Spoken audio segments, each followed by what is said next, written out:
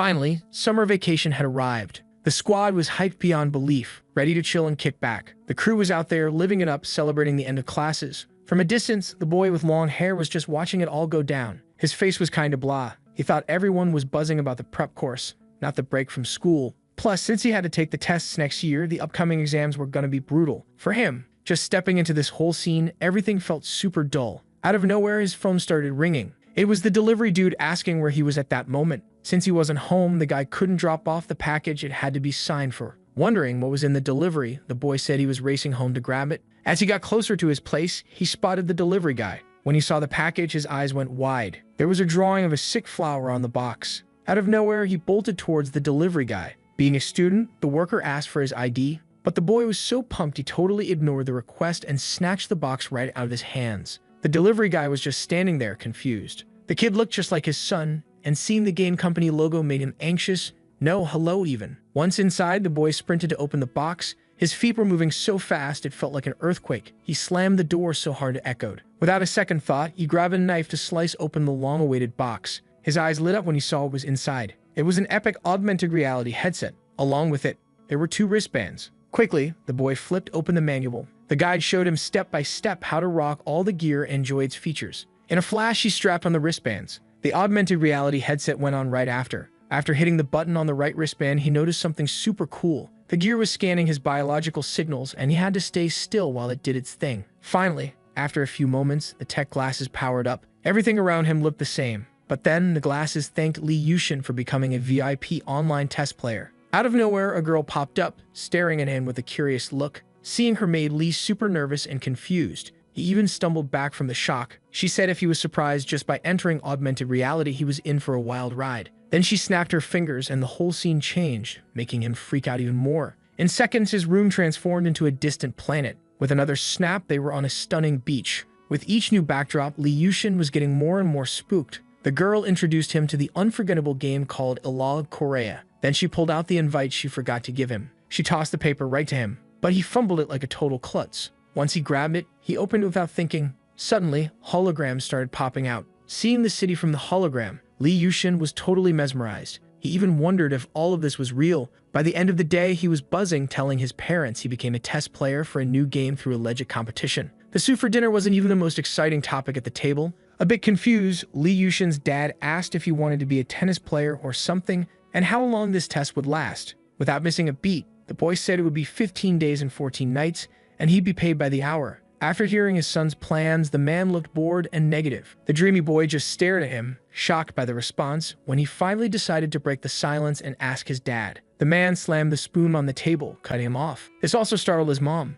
Suddenly, the man started shouting, saying that the boy's 3 years in military school didn't teach him anything and being a test player was just wild. With each sermon, the boy got even angrier. Out of nowhere, he jumps up from the table, super upset, saying he'd respect his dad's decision. But the man keeps arguing with his son about the food left on the plate. Then his wife gets really mad, telling him to cut it out, since the boy wasn't going anywhere. She put some morals into that impulsive dude, tugging at his shirt. Looking at her sad son, she shows a thoughtful vibe. The boy couldn't believe he'd have to throw away such a good chance. But for real, he wasn't about to waste this unique opportunity, and he had a plan to dodge his dad's decision. After all this drama, the day of the big test finally arrives. Lee Yushin was already bouncing out of the house, heading to school supposedly. As soon as he shuts the door, he grabs his phone to check a location. Without a second thought, the boy hops on the subway to get there. Yushin lies to the teacher on the phone, saying his family was off on a trip for days. He totally gets lost when asked about the travel destination. Then luck strikes as a huge billboard with the city name pops up in front of him. Without thinking twice, he says his family was going to Quebec, Canada,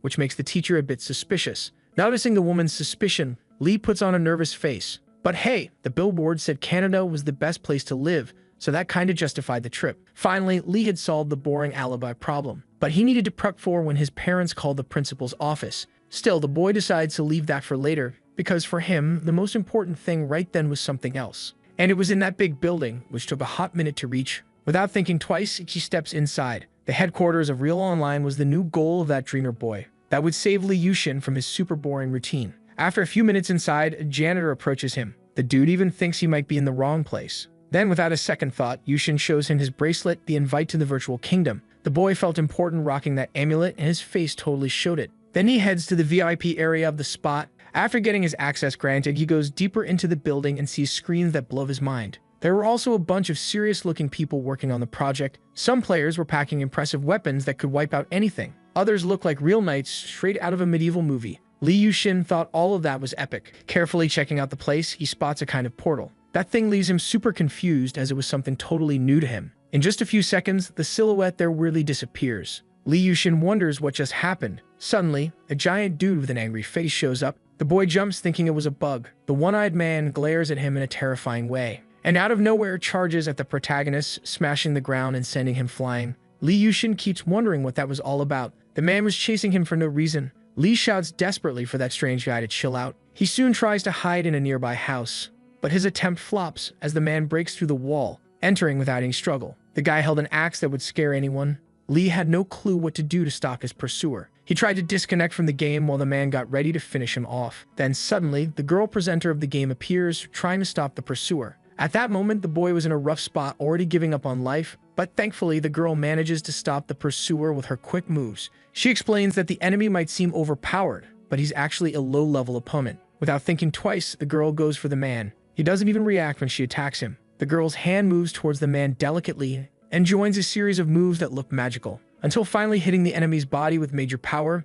making him evaporate in a flash. Upon seeing this, Li Yuxin shows his shocked face. Then he strikes up a convo with the saving operator. She had a delicate vibe, but something still felt off. So the boy tries to figure out why the girl's voice sounds so weird. The girl hesitates a bit to spill the truth, leaving him on edge. But after a few seconds, she transforms into a dude, explaining why his voice is deep. The man then apologizes for that. He was teasing the kid because of his hilarious reactions and wouldn't stop joking around. Li Yuxin, hearing this, felt super embarrassed and ready to dig a hole to hide in. But there was still one thing that made it all worth it. As expected, everything was a blast. Li Hyungyu, the big boss of the test, finally introduces himself to Li Yuxin. Since the kid was also late, he quickly apologizes to the dude, worried he might get kicked out of the test for being tardy, but the guy just brushes it off. Moving on to the next demo.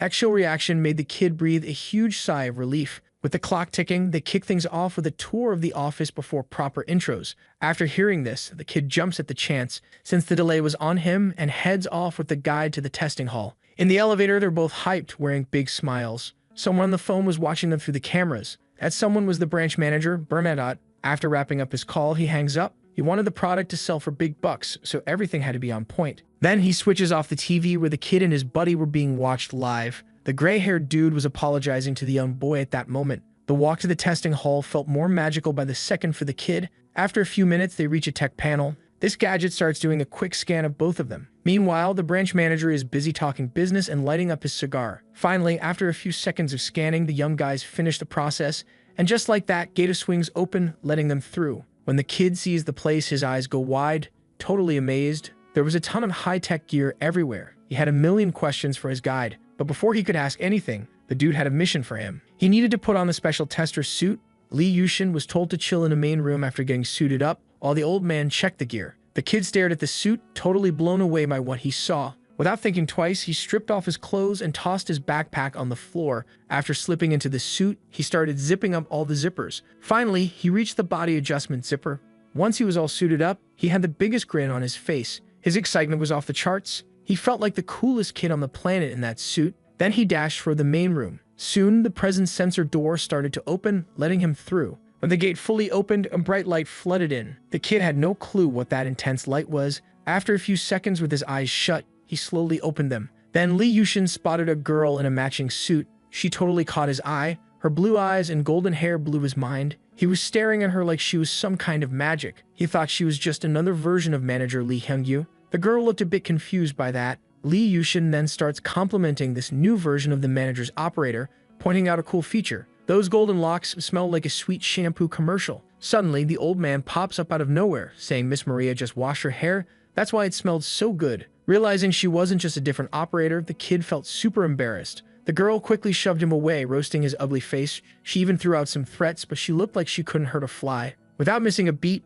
Li Yuxin apologized and stepped back. Then he tripped over a machine that was just chilling there. With that, the clumsy kid fell onto a capsule-looking device. The machine started doing a user check and kicked off a revitalization process. Freaking out, the kid started yelling for manager Lee. Maria, watching this train wreck, thought the kid was a total idiot. Hearing her roast made him feel a bit embarrassed. The old man apologized to Maria, explaining that due to some tech issues, they had to merge the online reality server with the simulator. When she heard this, the girl got furious, not accepting that Li Yushin was just a regular user. Meanwhile, the kid was pretty annoyed by the nicknames she threw at him. She was totally not vibing with the manager's idea of bringing a civilian into the training simulator, worried that the higher-ups would catch wind of it. Once again, the old dude apologizes and explains that after the last incident, if the online reality hadn't merged, the simulator would probably be toast. The boy was itching to kick things off since they were diving into some seriously confusing stuff. While messing around with the machine, he felt the absence of a user manual hit hard. After fiddling a bit more, he got a little freaked out. Li Yushin realized there was no instruction manual for the game on the main screen. Meanwhile, the girl was getting even more heated with the old man after finding out about the mission she had to tackle. But they got the whole picture and decided to give her full access to the training simulator. When she heard this, the girl chilled out a bit. Li Yushin, at that moment, was just watching the argument, totally lost. The old man then asks if there would be any issue with canceling that. The girl, hearing this, grinds her teeth in frustration. She then snatches her helmet, filled with rage, and warns the man not to even think about ending that, or she'd make sure he regretted it. After all this, the man thanks Miss Maria for her kindness. She, in turn, just gives him the finger. Then Maria lowers the visor of her helmet and hops into a machine just like the one Li Yushin was in. The old man quickly says they'd figure out the controls as they went and that the boy should get ready. Without missing a beat, Li lifts his helmet to give a thumbs up to the man and settles back into the capsule, waiting for the game to kick off. Then finally, the old man announces he's about to start the server. Besides the gray-haired dude, there were a bunch of other people grinding away in that same setup. The guys were glued to their computers, looking super serious. And after a ton of chatter and debates, the players' capsules seal up. One of the operators then yells, saying he's activated the Terra injection. Another chimes in, saying he's checking the assimilation rate. Meanwhile, Li was inside his capsule, feeling pretty jittery. The boy felt this crazy heat building up, which seemed to spike as time went on. Then the manager tells him that the energy from the exchange between the program and his body would fade soon. Suddenly, one of the operators yells, saying the assimilation rate shot past 70%. In a flash, the percentage jumped to 80. When it hit 90, the two testers were already geared up for their mission. Finally, when the assimilation rate hit 100%, the manager calls for the game to start. Then, the countdown kicks off. The machine studied the players' bodies, which at the end of the countdown confirmed the process was complete. Li Yushin, at that moment, was chill and had his eyes closed, just like Maria, who was ready to back him up on this mission. Finally, the virtual reality simulator powers up, and soon it reflects on the boy's state, who starts to teleport. The same goes for the blonde, who was already used to all this. The manager then wishes them a wild journey filled with epic experiences. Li Yushin hears a weird sound and a familiar feeling and instantly knows what was bugging him. It was rain dripping on his face. That sensation was so real it barely felt like virtual reality. Even the drops of water were cold and totally felt legit. He remembered lying in the capsule and couldn't figure out why he felt so chilly. Plus, he was decked out in some strange armor that came with a cape, just like a superhero's. After taking it all in, the boy was shocked to realize where he was. He was standing on ground he'd never seen before and already knew where he was. He found himself in a massive castle. Suddenly, a soldier tells the general that enemy troops had rolled up on the plains. Hearing this, Li freaks out, thinking he was just in a tutorial. Out of nowhere, a man approaches him, calling him general and saying that standing around would make the other soldiers antsy. He wanted Li to give orders to the whole platoon, but the boy felt totally lost in all of that. At that moment, all the soldiers were staring at him with eager faces. Soon, Li realizes that his armor belonged to a commander-type character. Then he asked the man if those were really the plains, because there was only an ocean surrounding the entire castle. The man then says that even God would wish it were just black water. Li Yushin is even more shocked to learn that it wasn't a real sea. The boy's confusion was about what the man was saying at that moment, since there was no ocean there. Then the boy's eyes widen, and he finally realizes that this ocean was actually a sea of enemies. Meanwhile, the opponents were creeping closer to the castle. Some of them were already set up at the front lines, and were getting their bows and arrows ready for a potential attack. Everyone was hyped for the battle to kick off. Meanwhile, the goofy leader wondered if that number even made sense. The gray-haired dude then tells him this isn't the time to freak out, but orders should be given to the platoon ASAP. Even with this advice, the boy was more confused than a cat at a dog show, yelling at a random NPC. He was searching for a control box or status window in the chaos. Meanwhile, the enemy soldiers were gearing up to start the battle, and were already prepping their shields. Seeing this, one of the allies shouts that the enemies have locked in their offensive formation. This makes the old man even angrier, yelling at the general. Li Yushin was desperate, feeling lost without at least an instruction manual. As time ticked by, the old man got even tenser. Then he decided he couldn't just chill while the enemies attacked first. Soon he ordered the soldiers to form a battle line, and the archers should get ready to shoot. With that, all the soldiers jumped into action, and the NPC finally shouted for everyone to fight to the death. This got all the soldiers pumped, eager to throw down. Meanwhile, Lee was just watching everything unfold without a peep. With that, the old man gave the green light for his soldiers to fire. They immediately jumped into action after the go-ahead, and soon launched a storm of arrows toward the enemies. They flew at an insane speed. After a few seconds in the air, they started to drop. Those sharp weapons were dangerously heading towards the ground. With that, they did their job, hitting the enemies hard. The countless arrows fell right on the opposing soldiers. Many of them groaned in pain as those sharp tips found their mark. With this first attack, several enemies were successfully taken out. But this sparked outrage among their buddies, who quickly aimed their weapons at the castle. At that moment, a massive counterattack was aimed at the protagonist's platoon. After a few seconds of prep, the enemies launched their arrows. There were so many sharp weapons slicing through the sky that it looked like black rain. They were heading towards the castle at a deadly speed. Realizing the danger they were in, the old man's eyes went wide, and he immediately shouted for his soldiers to raise their shields. Without a second thought, they obeyed their supposed leader. The arrows then began to rain down uncontrollably everywhere. Various parts of the castle were hit by the enemy's counterattack. Many windows and doors shattered from the arrows flying wildly. But on the flip side, many also hit their intended targets. The rain of arrows from the counterattack also struck several soldiers from the protagonist's team. Seeing that they had successfully attacked, the team commander ordered his platoon to charge towards the castle. With that, the sea of enemies started sprinting towards the building. The grandeur of that wall seemed tiny compared to the number of people ready to attack it. The soldiers then began to use the tricks planned for the assault. They carried tall ladders to jump over the castle wall more easily. Those climbing also had swords for a possible battle after crossing the wall. All the soldiers advanced at lightning speed. Finally, the ladders were set up in the right spots and the ascent began. At the end of the ladder, the soldiers used other means to climb. They all also had ropes to make the mission easier. Almost reaching the top of the wall, the soldier spotted something that freaked him out. The castle defenders were hurling boulders from the highest point. The heavy stones fell from above like an atomic bomb and smashed into the climbers with crazy force. All of this was commanded by the gray-haired old man, who wasn't about to let the soldiers invade the castle. After hearing more orders, the soldiers worked tirelessly with the stones. Several of them were thrown, hitting the climbers and their ladders squarely. The guys who were almost jumping over the wall were stopped by spears.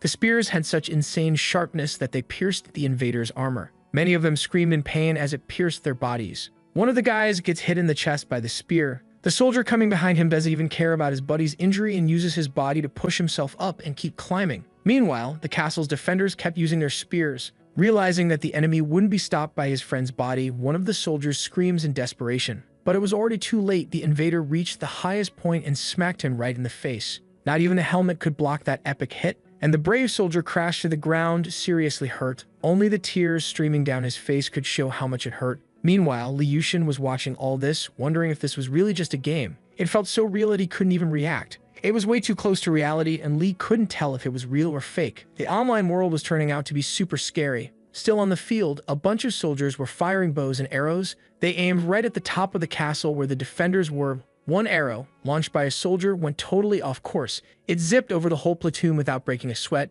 Even a wall couldn't stop it. Finally, the arrow flew over the castle wall, where Lee was trying to escape the chaos. But out of nowhere, he gets hit and spills a good amount of vital red liquid. That arrow just grazed his face. And of course, it ended up sticking in the neck of some poor soldier. After getting hit, Lee instinctively shuts his eyes. Realizing his hand was covered in vital red liquid from his face, he freaked out. He couldn't wrap his head around why it hurt so much, since it was just a simulation. While trying to figure out if that pain was real or not, the gray-haired man looked at him with worry. The man then yelled for all the soldiers to protect the general. They jumped into action and quickly formed a massive shield wall over Li Yushin. After that, arrows started raining down from the castle sky. They began to fall point first right on everyone. Looking up and realizing this, with his face spilling red liquid, Li panicked. The soldiers quickly huddled their shields as tight as they could. Then the arrows started falling from the sky like raindrops. As they hit the shields, the general got even more scared. After a few seconds, all the arrows finally stopped falling. Li thought this whole situation must be a game glitch.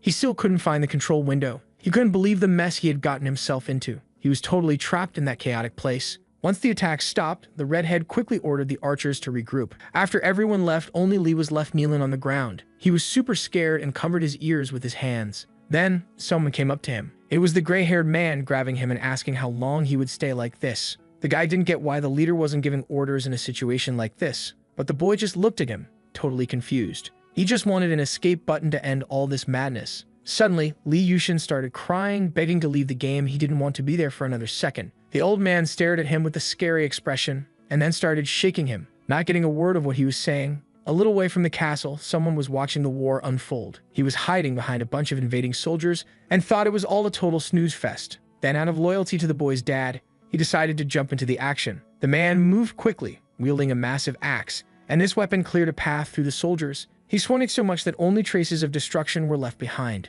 He took down all the soldiers in front of him without breaking a sweat. Meanwhile, the invaders kept trying to climb the castle stairs. A little further back, his friends were brutally taken out by the axe guy. The protective soldiers watched everything from the top of the castle, totally stunned. Finally, after a few minutes of clearing the way, the guy put his axe down. The gray-haired man and the protagonist stared at all this with wide eyes. Countless soldiers lay lifeless on the ground, and the axe was stuck in the bricks of the wall. Bits of armor were scattered everywhere. Many of them were falling from the top of the castle, and the one-eyed man kept advancing like a total legend. After a few minutes of walking, he managed to grab his axe back. Seeing the sheer power of the man, the protective soldiers were completely terrified. Meanwhile, the giant was gearing up to drop another blow that would wipe out a bunch of people. Taking a closer look, Lee Yushin realized he recognized that silhouette. Then it hit him, that dude. He was the infamous Black One. His villain was taking out soldiers like it was a game of dodgeball. Those who were left tried to bolt from the monster in pure panic, but the gray-haired man was trying to hold them back because if they ran, it would be a total massacre. Sadly, either way, lives were being lost left and right. Black One charged at the soldiers with zero mercy or pity. When the gray-haired man saw the monster coming, he freaked out. But it was already too late. The giant was relentless. Even though everyone was ready to throw down, they couldn't stop him. He wiped out the entire battalion without a second thought. The soldiers were taken out brutally, screaming for their lives. Many got tossed aside like ragdolls after getting smashed. The old gray-haired man just stood there looking completely defeated. All of his soldiers were horrifically taken out, necks snapped. Only bits of armor and broken swords were left scattered around. The only one left standing after that endless slaughter was Lee Yushin. Black One then asked why he was hiding behind all that armor with no one inside. The guy also said that the boy's dad was way weaker than him. The dude had played with fire so much that he got burned by the giant. Suddenly, Black One started swinging his sword. Lee Yushin watched, heart racing for his life. The guy then moved closer, reminding him of how his dad had gone down. Lee, in that moment, thought about his own end. He also wondered if the game would end if Black One took him out. The giant questioned why the boy wasn't picking up a sword to fight back. He seemed a bit confused when he heard the boy's voice. Lee thought he had already kicked the bucket moments ago. Then he spotted the weapon lying on the ground. The long sword was just waiting to be picked up to take on the enemy. Black One then said it would be a shame to finish off a kid who wasn't even armed. He wanted Lee Yushin to die as a worthy heir to his dad's vital red juice. Lee listened, staring at the guy, and wondering what was wrong with him. Lee Yushin didn't even know who that dude was. Then he decided to grab the sword stuck in the ground. The boy was furious that the guy was talking about his dad without even knowing him. As Black One was a villain, his only goal was to take out the boy, not to chat nonsense. Lee Yushin quickly told the guy to shut it, since he knew nothing about his awesome dad. And the boy felt a surge of anger mixed with the courage to face the monster. It was the first time he wasn't scared since he got there. Plus, that monster had wiped out the whole army with just a few hits. After seeing the boy pick up the sword, the guy was pumped and celebrated. With that, the battle would be way more fun, according to him. Lee Yushin soon realized he had no choice but to fight Black One. The man was already gearing up to deliver a killer blow to the kid. The boy screamed in desperation watching that. In the heat of battle, he noticed something that scared him even more. Lee had just lost grip of his sword, because it was way too heavy for his weak arms. The weapon stayed there, stuck in the ground, motionless. And the end of the line came for the protagonist. As he swung for the final blow, his enemy mocked him, calling him a clown. Then finally, the boy snapped back to reality and the manager announced the end of the test. Everyone watched the protagonist despair on a massive screen. One of the operators then confirmed that the total game time had been 6 minutes, 1 second, and 33 milliseconds. Upon hearing this, the manager asked about the assimilation rate of the test subject. Meanwhile, Lee Yushin was still stuck inside the augmented reality capsule. He was trapped and his body was shaking, trying to break free. His teeth were grinding from all the anxiety he felt. The operator then replied to the old man, saying that the assimilation rate had hit 100% and that the last test subject was probably feeling some serious death pain. With that, the man concluded that leaving him in a vegetative state would be enough for that day. He then ordered his crew to upload the recording to report to the branch manager. The system should also be rebooted by them ASAP. This dude wanted the test subjects to experience what the virtual reality simulator called Hell was all about. Meanwhile, at Lee Yushin's crib, his mom was calling him for dinner, cause she whipped up his fave soybean stew. She thought the kid would just bounce to the gym without even tasting the food. And his dad was on his case, thinking he pulled another all-nighter gaming. While his mom tried to defend him, he seemed to snap back to reality. That was the chair he always plopped down in for meals. And that was definitely the smell of his mom's cooking. The aroma was totally coming from the soybean stew she made with love. As the boy checked in with reality, his dad kept teasing him, cracking jokes that made his mom even more annoyed. It looked like Lee had really come back to the normal chaos of his life. When he finally went for that first spoonful of stew, a drop unexpectedly splattered on the utensil. Lee Yushin jumped, eyes wide open. Inside his house, it felt like it was raining out of nowhere. His parents, noticing the water dripping from the ceiling, freaked out, clueless about what was happening. Lee, for his part, was in total disbelief at what he was seeing. Suddenly, everyone was outside the house. From that sky, a massive storm was unleashing chaos. Regretting everything, Lee Yushin yelled that this was so not cool. All of this felt like some wild illusion or a crazy dream. In just a blink, he found himself back in armor, totally shocked by what was going down. Meanwhile, soldiers were battling around him like it was a video game gone wrong. Lee looked around, his expression a mix of fear and confusion. Soon he realized everything was back to how it had been before. He had been yanked back into that hellish reality, and he was seriously bummed, pounding his fists against the ground in frustration. Super annoyed, he couldn't believe this was happening and shouted that he couldn't finish the mission. Suddenly, a bunch of arrows started raining down from the sky again. One of his soldiers tried to warn him about the incoming danger. Without reacting, Lee Yushin just stood there, watching the sharp weapons zooming closer. They sliced through the air at a crazy speed, and they were about to hit him in just a few seconds. Realizing this, the soldier bolted toward the general. Without a second thought, he swung his sword to deflect the arrows coming down. But one slipped past his defense, and it nicked him on the helmet. This sent a piece of armor flying off. When Lee realized who was behind those outfits, his eyes went wide.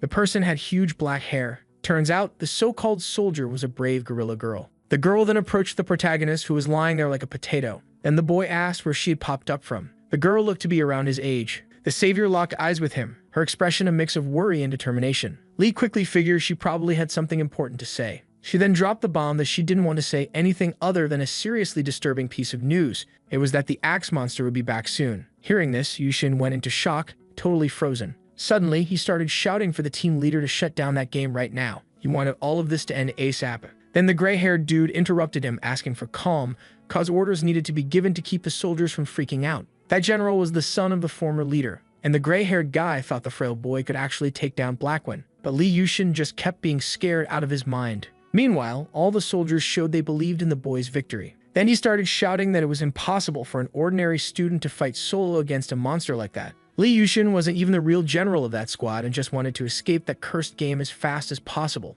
After hearing the boy's words, the whole platoon was stunned. Then the girl with the long hair stepped up. She walked toward the boy, standing face to face with him. As all of this felt like a game to the general, she decided to drop some truth on him. The girl quickly said that everything was pure reality and not a game, and that for everyone to survive, they had to fight bravely without backing down. Upon hearing this, the boy renounced everything in his head, remembering the face of that merciless enemy. That dude had taken out countless soldiers without a second thought. Meanwhile, the masterminds behind this whole mess were enjoying a juicy steak for dinner. The man thanked the team leader, Lee Hyun-yu, for his work that would get them back to New York in no time. The old man was totally vibing with the branch manager's compliments, who had another mission lined up for him. This task was all about the sassy little girl named Maria. Already catching on to the game, the old man said they were just waiting for her to crash before kicking things off. At that moment, she was chilling in one of those augmented reality capsules. Next to her was Lee Yushin, who was on another device, totally in the zone. The simulation would wrap up as soon as the boy lost his hype, but the old man was sweating bullets about Maria waking up, cause managing both at once would be a total nightmare. The simulator acting up was definitely a bummer, but the old man wasn't about to let that tiny chance ruin the epic finale and gave the branch manager a thumbs up. The big guy thought about the odds of that happening and dropped an example of what would totally wreck the end of the tests. This chance was all about Lee Yushin's simulation. Cause if he took down the infamous Blackwin, it would probably mess up the whole augmented reality game tests. And right then, the two were deep in the game. Out of nowhere, the team leader got a call from someone. This instantly grabbed his attention. It was the main character, who was totally aware of all the spying, begging for his basic skills and sword skills to be cranked up. Meanwhile, the branch manager was just watching the boys panic without a care in the world. Lee Hyun-yu then chimed in about the chance of plans going south, and said the odds were practically zero given the boys' situation. Trapped in his capsule, he screamed as he saw Blackwin closing and his eyes were wide with a look of pure desperation at the big guy. Then, out of nowhere, Blackwin attacked, wiping out the protagonist. He screamed in agony, feeling every bit of the pain. Seeing that, the leader asked the manager if he had any intel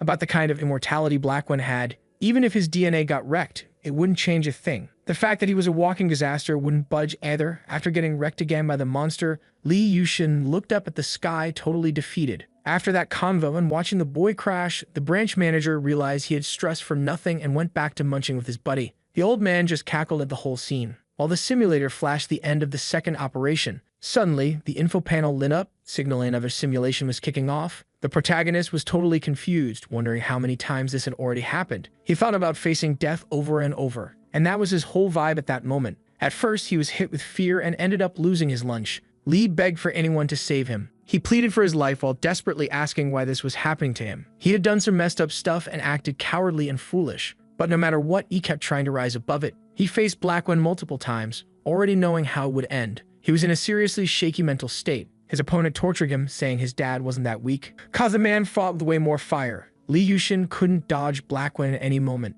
not even his first self, who got wrecked without the villain even breaking a sweat, along with his second and third selves, and all the others he had already lost count. They couldn't beat the enemy and ended up biting the dust anyway, and they heard Blackwen say he was disappointed with their performance. Lee couldn't take it anymore, hearing the dude talk about his dad with every reincarnation. He thought Blackwen was just some NPC in a game. He also remembered the girl who talked to him in one of the first lives. Lee didn't believe this was real life. His real life used to be hitting up the internet cafe to game with his friends after school, and having dinner with his fam every night. Nothing about that resembled the hellish war he was stuck in. He tried every time to take down Blackwen, remembering the wild persuasion from those crazies who tricked him with the project. Lee Yushin charged at the big guy as if he had some insane powers. He tried to swing his sword with all the determination in the world. That would catch Blackwen off guard and land a killer blow. But suddenly, he was shocked to see the enemy looking surprised. Blackwen, in a split second, spun around and dodged the boy's attack. After taking the enemy's hit, Lee crashed to the ground, totally wiped out. Once again, the big guy brought up his dad for no reason, and said that when he mentioned the boy's tutor, he got even more fired up. Everything seemed lost for the boy, who, lying down, could only stare at the sky. Then he starts to get up, saying he gets it now. With that, he throws down a challenge to Blackwen, saying he'd never back down again. No matter how many times he ripped out his eyeballs or tore him apart, Lee wouldn't flinch or run away. After reviving so many times, the boy figured he could take down his enemy, and that was all he had left at that moment. When confronted like that, Blackwen starts to glare at the boy, and then delivers another hit to the protagonist, finishing him off again. With that, the boy vanishes from the scene and everything resets like some wild magic trick. Then the info panel pops up saying the 31st simulation was about to kick off. After so many tries, Lee Yushin realizes there's only one way to survive, and that's to fight back with everything on the line. Suddenly, someone rolls up, handing him a weapon. It was the girl, saying he didn't even compare to the enemy, even when he fought back, and that stung. But even feeling all that pain, he didn't hesitate to keep going. The protagonist soaked in all the girl's words, who looked at him with a face full of determination, not even thinking about giving up. At that moment, Lee Yushin had his eyes shut. When he opened them, he saw something desperate. It was a bunch of sharp arrows flying right at him. But once again, the girl saves him, smashing all of them with her sword. The boy seemed totally unfazed by these same old situations. Then the girl makes a call, thinking the general would fight. She wanted to lead and defend while he did that. Pretending to care about this info, Lee nods along, but he remembered the dude who had tricked him, so he decided not to trust anyone else. After all, he had no choice but to fight until he could take down his enemy. Finally, the gray-haired old man shouts that the general had finally given the order. All troops should gear up for battle. Without a second thought, all the squads take up a guard position. Meanwhile, the enemies charged through the castle like they were on a mission. The battle was super bloody for both sides, but no one backed down defending their squads. Lee Yushin, for his part, gripped his sword tight, waiting for his biggest enemy. He was over this battlefield, but he finally got used to it and wasn't going down. Suddenly, the girl shows up, highlighting the general's wish. She could teach him how to do what he wanted. He'd learned the basics of hand-to-hand combat to use against Blackwen. Then the girl starts showing him the first step. She wielded her sword like a pro, and charged at the enemies without a second thought. She took down the foes with her slick moves. The girl held her sword with insane strength and determination, and kept using her weapon to wipe out all the enemies. She charged at dozens of opponents without a hint of fear. Her focus was clear in her eyes. While she practiced the most flawless fencing, Lee Yushin watched, eyes wide, totally impressed. The girl had taken down practically an entire squad all by herself, barely breaking a sweat. According to her, even at his limit, the boy should keep his sword raised until the end. After seeing those perfect fighting moves, the protagonist realized the girl's strength. Suddenly, the gray-haired man shouts about the battle starting and that everyone should fight until their last breath. Hearing those commands, the soldiers shout with bravery. In just a few seconds, the war kicks off between hundreds of men. A little distance away, Lee Yushin watched everything unfold. Suddenly, an enemy pops out from the crowd, aiming to take him down. Without hesitation, the protagonist bravely swings his sword to face this foe. With that, he blocks the man's attack,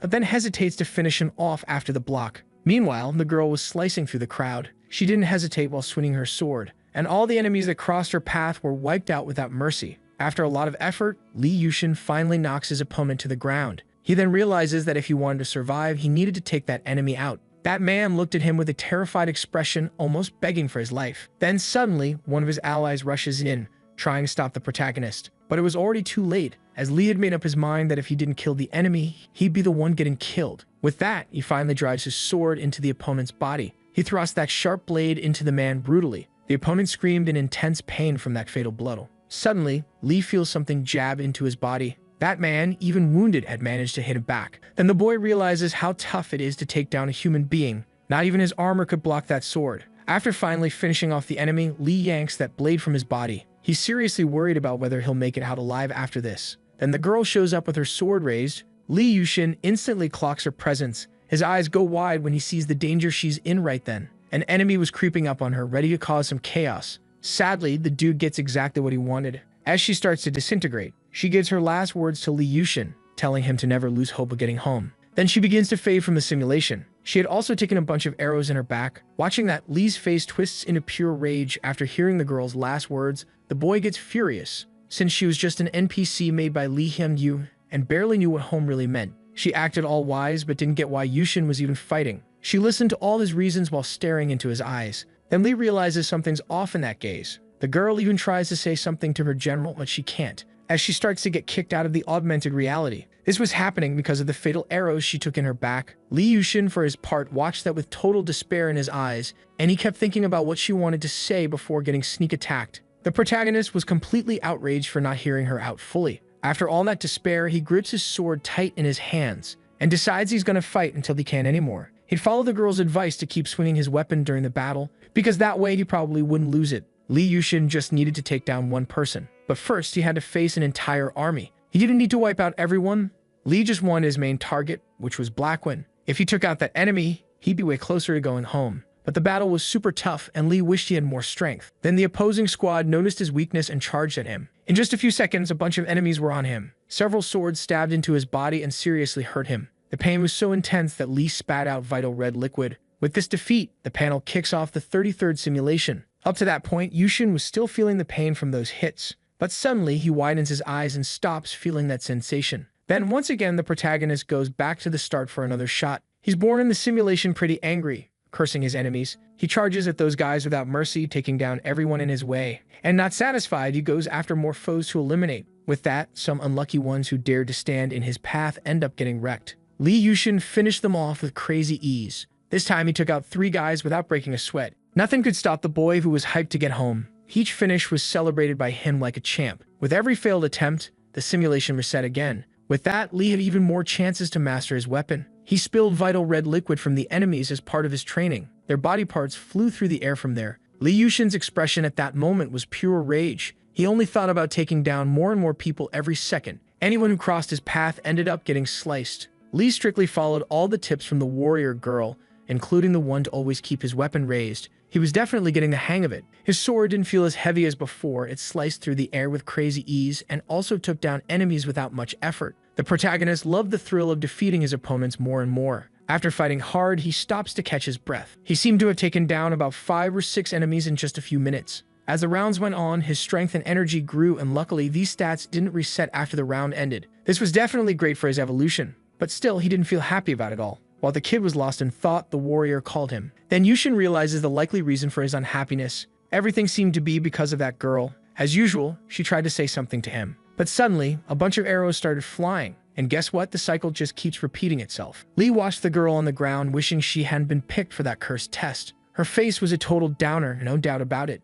To Lee Yushin, she was just a ghost conjured by this messed up place, but he couldn't shake off why it hit him so hard. Once again, the info panel popped up, kicking off the 65th simulation. Already leveling up, the dude counted his victims. 9 enemies? Paft, that was child's play. He took out about 10 opponents in no time, barely breaking a sweat. All this while, Yushin thought he was a lucky dude, finishing some off with his rookie sword skills. A bunch of enemies charged at him, ready to mess him up, but the protagonist stood tall, looking brave as ever. As he ripped off his cloak, he had a thought about the whole situation. Quickly, he managed to wound one of his foes before the others showed up. Then he tossed his cloak over the injured guy. With that, a flurry of arrows hit him right on, and pierced his skin like it was made of paper. Even the pendant from his cloak went flying from the impact. Turns out some arrows from his own squad hit him in the back. Seeing he did the right thing, Li Yushin flashed a wicked little grin. With that, he gripped his sword tight. This left his enemies wide-eyed and panicking. Then the protagonist charged at that whole squad. The soldiers tried to stab him with sharp harpoons, but he was too quick.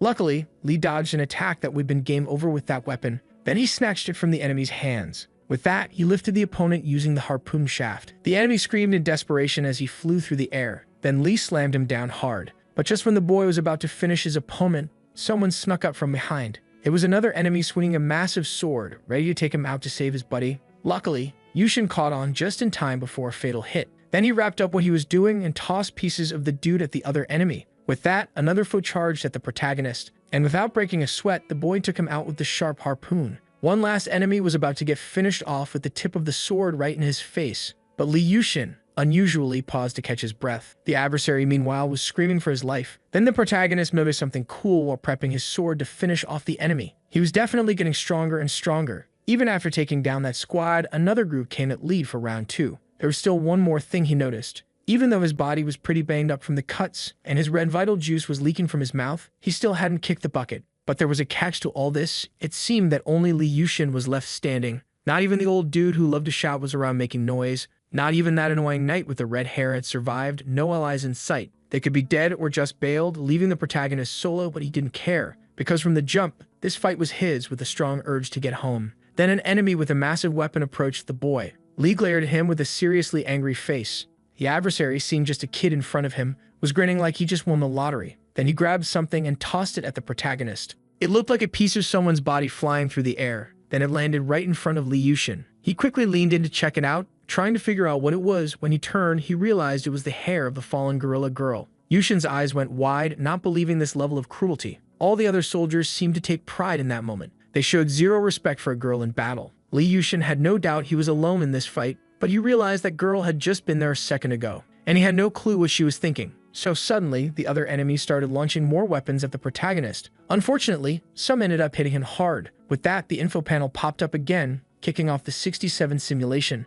Li immediately asked the girl why she was smiling like that. He didn't get why she was smiling at that moment, but she seemed totally clueless about what the boy was talking about. Suddenly, an enemy showed up, trying to hit the girl. Li Yushin was already peeping at everything, knowing how it would all go down. The girl was leaking a ton of vital liquid from her wounds. Then Yushin drops the bomb about the moment she had doubts about until now. He says that a warrior always smiles before kicking the bucket, and again asks why she does that every single time. He also didn't get why she always had his back instead of bailing, leaving him worried even though it was all just a wild illusion. Yushin wouldn't treat her any different just for sticking by him. After hearing all that, the girl just looks confused, like she's trying to solve a Rubik's Cube blindfolded. Then the dude gets stressed with that awkward silence, demanding an answer. Suddenly, his eyes go wide, realizing danger is creeping up. The girl then snatches her shield in a flash, and without a second thought, rushes to protect her general. She slams the shield in front of Li Yushin, ready to take the hit. The two brace themselves for the incoming attacks. In a split second, arrows start raining down the shield. Even so, Yushin is focused on the girl under his protection. She's holding that shield with all the determination in the world, while arrows are falling like it's a bad weather day. The boy can't help but ask if she has anything to say.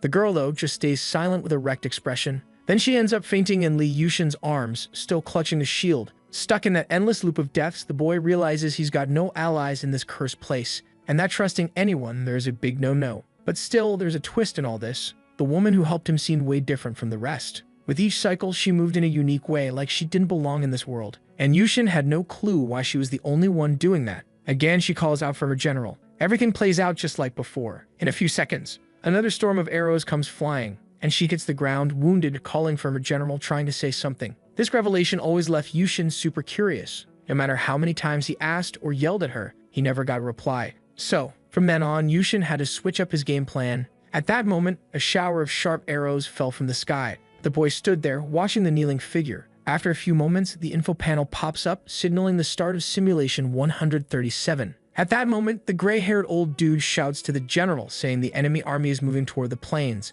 But Yushin seemed to not care about anything going on. He didn't give a hoot about that cowardly army. They were just staring at him with dumb looks.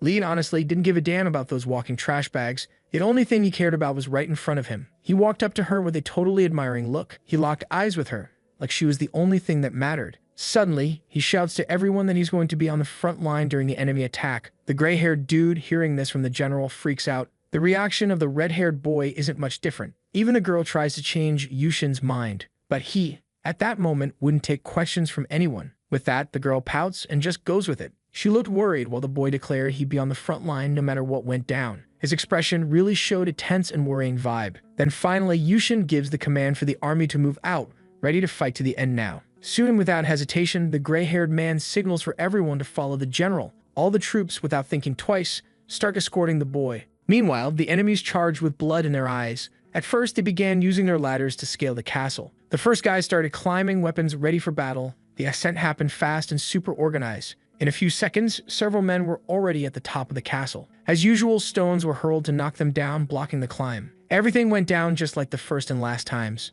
The enemy army advanced across the plains, totally pumped. Yushin was completely sure he'd finally stopped them all this time. Already at the front line, he faced a ton of enemies. At that moment, he thought about achieving what he wanted, finally hearing what that woman had to say and uncovering her true identity. This way, he'd finally break this cursed cycle. Yushin was totally convinced he'd come out alive from this mess. As usual, the war kicked off and the allied soldiers were super nervous. Then, the girl gorilla also took the front line. Meanwhile, Yushin was already fighting non-stop, and with the girl's help, he took down a bunch of enemies. He was itching to find out who that woman really was. But first, he had to make it through this chaos. Finally, the cowardly allies decided to charge at the enemies, but they all ended up getting wrecked without even trying to fight back. They were seriously just a bunch of scaredy cats with zero guts. Some others even bolted, tails tucked between their legs. But Yushin didn't care and didn't want any help from those traitors. Glancing over, he noticed something super concerning. It was the girl fighting bravely, but putting herself in major danger. At that moment, she was about to get hit by a fatal axe swing. Without a second thought, Yushin jumped in to save her. And lucky for him, he shot an arrow that nailed the enemy, stopping them cold. All of that was done with mad skill by the boy. That was the moment he had been waiting for. The girl's assassin had gone to a better place. She, on the other hand, took a breather after all that craziness. They were at a crossroads, the last two standing on the wild battlefield. Then Yushin slowly walked over to the girl. Getting close, he opened his arms, ready to protect her. In that stance, he waited for something he knew was coming. Kneeling on the ground, she looked at him, totally confused. Soon, she questioned what he was doing, but he already knew that in a few seconds, arrows would start raining down. She always died, and Yushin never got to hear her last words. But this time would be different, as he was taking the arrows for her right then. The young woman didn't get it and watched in despair. Yushin even gritted his teeth from the pain of the arrows. This time would be different. He wouldn't let her die in front of him. He kept asking for the girl's true identity and what her last words were. Meanwhile, the deadliest arrows began to fall from the sky towards them. Yushin really wanted to know who that woman was, but she just stared at him in silence, saying nothing. Meanwhile, the boy tried to shield her from the attacks with his own body. Suddenly, the girl reached her hand toward Li Yushin. When she grabbed his cloak, the general was totally confused. The girl then started to carry him away from the arrows with her own strength. He looked like a baby in her arms, which was kind of funny. The young woman finally managed to turn her general's body to protect him. Meanwhile, he questioned her about those sudden moves. Then she held onto him even tighter. After a few seconds of this, arrows began to rain down from the sky. Yushin watched all of that in shock, eyes wide open. Soon the girl started getting hit by enemy attacks. Several arrows fell around them at that moment, but unfortunately, many of them hit the woman directly. After that, she began to weaken in the commander's arms. He looked at her in disbelief, feeling desperate. Yushin didn't know what she was trying to do with all this. Then, the young woman broke the silence, trying to say something to the general. And once again, she ended the conversation without finishing it. Once again, Li Yushin couldn't hear her final words, but he could guess what she was trying to say. She just wanted to protect him, even if it cost her life. What she meant by protecting him, even if it always ended that way, it was a mystery to Yushin. He didn't get why she wanted so badly to be his protector. Yushin, even then, didn't even know her name. He kept denying all the facts, but he couldn't deny that she was something special, and she was the only one who managed to become a true ally of the protagonist in that place. In yet another simulation, the old man shouted again, warning the general that enemy troops were closing in on the plains.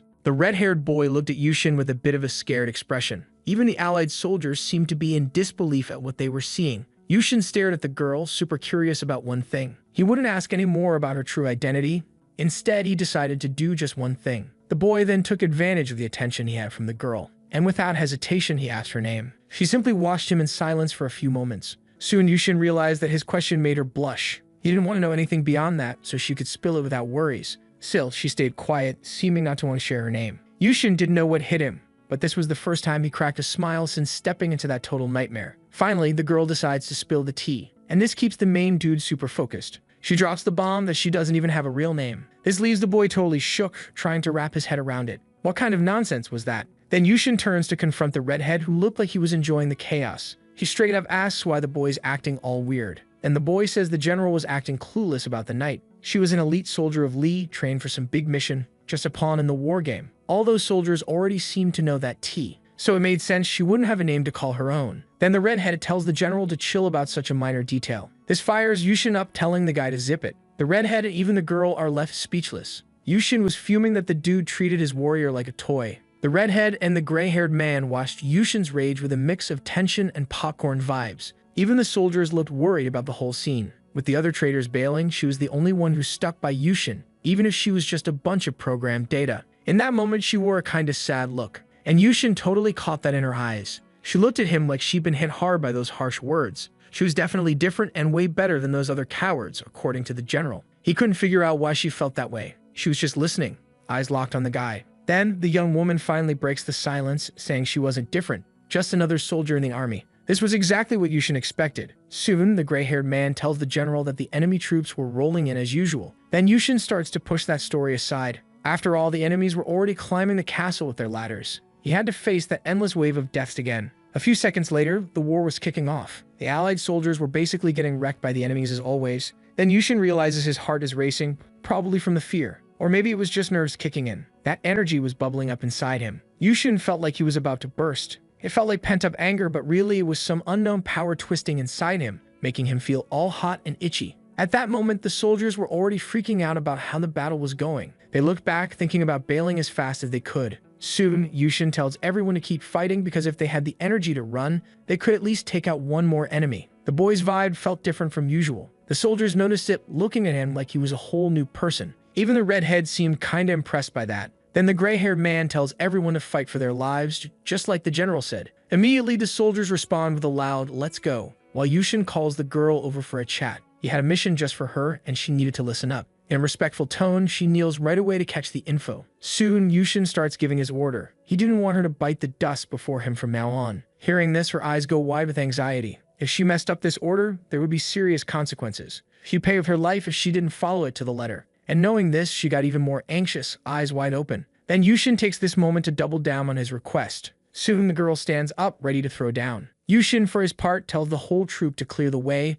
because he's taking charge. His allies, without a second thought, jump to obey the order. Somehow, Yushin felt he could take on anything, no matter how many enemy soldiers were out there. Then finally, he gives the command to kick off the attacks. Soon the info panel pops up, signaling the start of the battle. Meanwhile, all the operators were grinding away at the game. The panel's timer suddenly resets to 0. This causes a wild explosion within the game. One of the operators is totally blown away by this. With his extreme sleepiness, he almost forgot something super important. At that moment, there were only 2 operators around, and one of them was snoozing without a care. Meanwhile, a little further away, 4 of them were just chatting it up. Then one dude asks if the simulator is still working, no cap. It looked like he was about to lose it right then and there. Staring at the monitors, his eyes go wide, totally freaked out by what he sees. He immediately yells for the team leader, no time to waste. This was a serious situation, and he had to get to the control center ASAP. Meanwhile, the battle raged on inside the simulator. Yushin was slicing through enemies with his sword, just another day at the office. His face showed this wild courage and a thirst to win that war. He charged at the foes without a second thought. Just then, the team leader bursts into the control center, shocked by the chaos. All the operators were staring, looking super worried. Meanwhile, the kid's drive to win in the game was skyrocketing. The team leader, watching all this unfold, had a confused look on his face. He then shouts to his crew, wanting to figure out what was going down in the game. Inside the game, the mysterious girl was wrecking enemies without mercy. She was literally turning them into confetti. Seeing that, the team leader got curious about who she was. He started digging to find out who snuck that night's data into the simulator. The data they never programmed was suddenly in the game, and the dude was fuming over this mess. A showdown was brewing between the night girl and the team leader who wanted her gone. To crank up the mental breakdown, every death and restart let the senses feel the pain of dying. Each new simulation was just another chance for the kid to experience the agony of death. That true hell had major risks, but they never thought about cashing in on it. But if someone could break this endless cycle of deaths, everything would flip. In the process, to make up for all their deaths and suffering, they'd gain some serious power. But for that to happen, in that perfect simulator the team leader built, it had to be someone with a mindset beyond high schooler. A little kid like that wouldn't handle all that alone. But in this case, he was impressing the team leader. He seemed to fear no enemy in the game anymore. While bravely fighting, the warrior girl had his back with some epic cover. She looked super determined to win that game too. This meant the irregularity was boosting Yushin's mindset in a major way. So the team leader ordered the girl to be yanked from the game, and if anything got in the way, the kid's brain should be overloaded until it fried. After that order, all the operators jumped into action. They were hustling on the game's programming like it was a race. The task looked tough, judging by their stressed faces. Many codes were written in some wild language, all this to fix that programming glitch in the game. Suddenly, Yushin spots something super weird that grabs his attention. He could see everything happening on the battlefield. Everyone in front of him was moving in slow-mo, even the ones far away. Watching the enemies advance slowly was just bizarre. Even the arrows seemed to be taking their sweet time. They floated through the air slowly without any force. Only their sharp tips were a threat at that moment. Seeing that, Yushin was impressed and realized something was kicking off. Finally, after a few seconds, the arrow zoomed toward him. He easily dodged that weapon. His protector then took the chance to slice the projectile in half with her sword.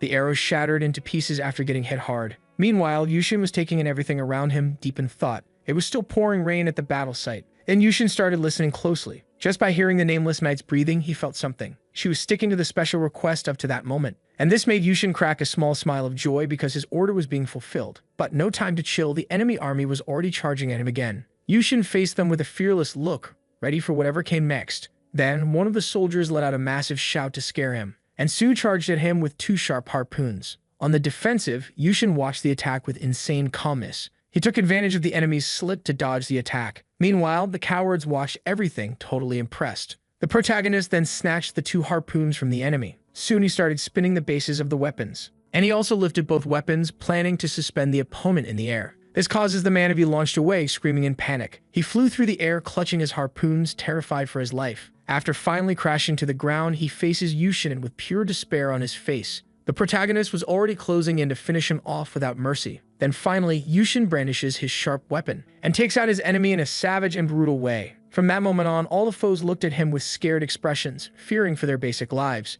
Yushin was ready to take on anything and reclaim his past back home. Without a second thought, he charged at all the adversaries. With his powerful strike, he took down dozens of enemies in mere seconds. The wide-eyed opponent showed the fear he felt, watching Yushin advance mercilessly over his allies. In just a few seconds, the boy arrived there and without wasting time dealt a fatal blow to the man, who disintegrated into several pieces and a whole lot of vital red liquid. After wiping him out, Yushin, hungry for victory, moved on in search of more victims. You could hear the screams of pain and despair from the enemies everywhere. Yushin seemed to have superpowers, finishing them off using only sword skills. The nameless girl was also crushing that army with ease. The two formed a legendary duo. In just a few minutes, hundreds of thousands of enemies were wiped out by the pair. On the ground, there were scattered pieces of the NPC dolls. The boy's sword, splattered with red, showed his strength and will to get back home. There was vital red liquid all over his armor from the wild battle. Looking back, he noticed something that caught his eye. It was a totally exhausted enemy groaning with a humiliating expression. Without thinking twice, Yushin generously ended that man's suffering. Once again, only the dynamic duo was standing tall. At that moment, Yushin paused for a breather, and she also took a deep breath before diving back in. The boy had even lost count of how many enemies he had taken down in that fight, but he didn't get why the numbers weren't going down, and this was totally linked to the actions of the machine operators. Lee Hae-anyu was also messing with the game at that moment, and he seemed super happy tweaking the game results, making everything tougher for Yushin. The enemy count seemed to be increasing non-stop in a weird way. Then the girl approached Yushin and asked if he could still keep going. At that moment, the protagonist felt a sensation like heat. That defied logic, but he could feel an inexplicable rise in temperature where his cold armor touched. Even if Yushin couldn't, he had to keep going. Because in that place, he wouldn't survive even a second unless he fought bravely. The girl then told him that fighting was a tough gig. Everyone, no matter how chill their lives seemed, had their own battlefield hidden in their hearts. Hearing those wise words from the girl, he thought about his own battlefield. This made him flash back to the past where he was running late for class. After a few minutes, he finally found himself in the classroom, doing his own solo assignment. And it was super easy to lose in a fight there, even risking his life. The girl suddenly suggested that the boy just give up. He looked at her confused. For her, giving up was an easy choice, especially since everything would end anyway. If Yushin stayed firm in his determination to fight until the end, the battlefield would stick with him until then. Soon he realized that was probably why, despite all the deaths he had seen, he could still defend himself against enemies in a place like that. And he also always had a loyal protector behind him. So Yushin asked her why she always kept protecting him. As always, he was sure he wouldn't get an answer, but still decided to ask. Again, the boy insisted that he wanted to know the reason for that. To him, she had become a battlefield he could never give up on. And that look of hers hit his heart like a symbol of love. Yushin didn't even need to turn and follow that gaze to know that his senses had become so sharp he could feel it coming. There existed a pattern that neither he nor she could break. Not once since the beginning could the rain of arrows be avoided. After thinking all these things, Yushin asked the girl for an answer again. He thought she might give up on it all. but the girl wouldn't break her silence for anything. Meanwhile, the adversaries advanced, cornering the two. At that moment, the nameless girl looked totally wiped from all the fighting. In a wild twist, she just tossed her weapon aside. Her steps were something Yushin had never seen on a battlefield before. They were completely free of any sadness or doubt. Yushin was seriously impressed by that. It felt like she was running out of time, as if those steps had only one goal. All of them seemed to be for her own cause. In that moment, she hugged Yushin with all her might while arrows rained down. She was determined to protect her general, and there was no other way to do it. Even if it cost her life, she was going to finish the mission. Just like her general, she would never bail on the fight, and there was no way she would stop trying to win. Going through this endless cycle of loss, Yushin thought he had gotten used to this morning battle. But there was one thing he still couldn't handle. In that moment, he found himself begging the girl to let him go. Meanwhile, arrows were falling from the sky like it was a bad video game. Yushin reminded the girl of the request he had made earlier, but at that moment, she was already heading to a better place. Seeing those arrows stuck in her body, Yushin felt totally hopeless. There were sharp bits of those weapons everywhere. Even he had taken a hit in the back. Still, he didn't stop trying to shield the girl from it all. Then the girl tried to send a message to her general. She didn't want him to give up on life too. And those ended up being the last words of the poor nameless girl, who, after a few seconds, found peace in Yushin's arms. Meanwhile, the team leader was glued to the big screens. He had this serious look while watching the game unfold. Yushin, at that moment, was pleading for the girl's life. Then the boy held her arms super tight and stuck his weapon in the ground to lighten the load. With that, he knelt the girl resting on his back and made a face of pure determination to hold her up. Then he asked her to open her eyes, knowing she wasn't done yet. The girl had told him to never give up. For their story to be legendary, they had to stick it out till the end, and for that, Yushin wouldn't bail on her, no way. The boy put in every ounce of effort to keep the girl alive. Soon he was begging her to open her eyes. Suddenly, a different movement flickered on the girl's face like a miracle. Then she coughed, showing signs that she was still in the game. Yushin's eyes widened, not believing what he was seeing. The girl was actually alive at that moment. He didn't want her to leave for a better place at all. He begged her to survive for herself. Meanwhile, the enemy soldiers were closing in with bloodlust in their eyes. Yushin tried to move to get the girl out of danger. He was totally drained and his body was wrecked. Even so, Yushin didn't care that his muscles were screaming. He had to move to save his best friend. This also gave him a shot at surviving the battle. Then Yushin gripped his weapon with all his strength and planted it in the ground for support. Suddenly, he started radiating a ton of energy. Even his eyes looked different than usual. The nameless girl at that moment was losing a lot of vital red liquid.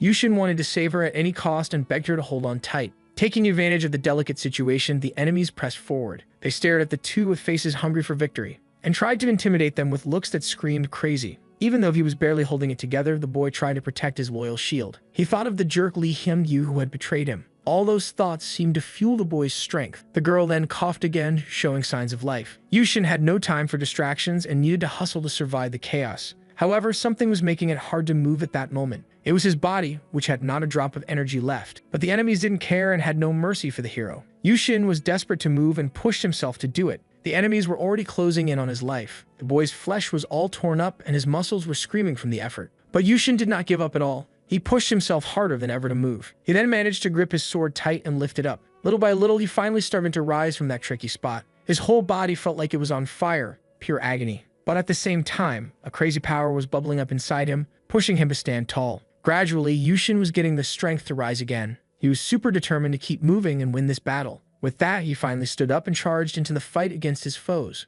With one swing of his sword, he knocked down a bunch of enemies with insane force. He pushed forward, taking out opponents without mercy, fueled by a need to rise again. There was a lot of vital red liquid from the enemy army splattered everywhere. But even so, Yushin didn't stop attacking for a second. Meanwhile, Lee Hyun-yu was glued to the screens, totally impressed by the kid's wild attacking power. The operators were freaking out, unable to figure out what was going on. The game was throwing up error messages, saying the combat level was off the charts. It was just like the hits Black One delivered. Yushin was taking down dozens of enemies with a single strike, and he didn't even seem to tire out while doing it. The enemies were already looking desperate, realizing the power this kid had. While he fought, the weak girl called out his name. He tried to listen to her, really focused. She wanted to say something before it was too late. She wished for Yushin to give her a name in all that chaos. Even he was caught off guard by such a random request. In the middle of all this madness, he decided to name her later. After saying that, Yushin noticed the girl shaking her head, leaving him shocked, since she always followed his orders. Then she started explaining why she disagreed. It was because she'd never forget her name if it was given right then. Hearing that, Yushin went quiet.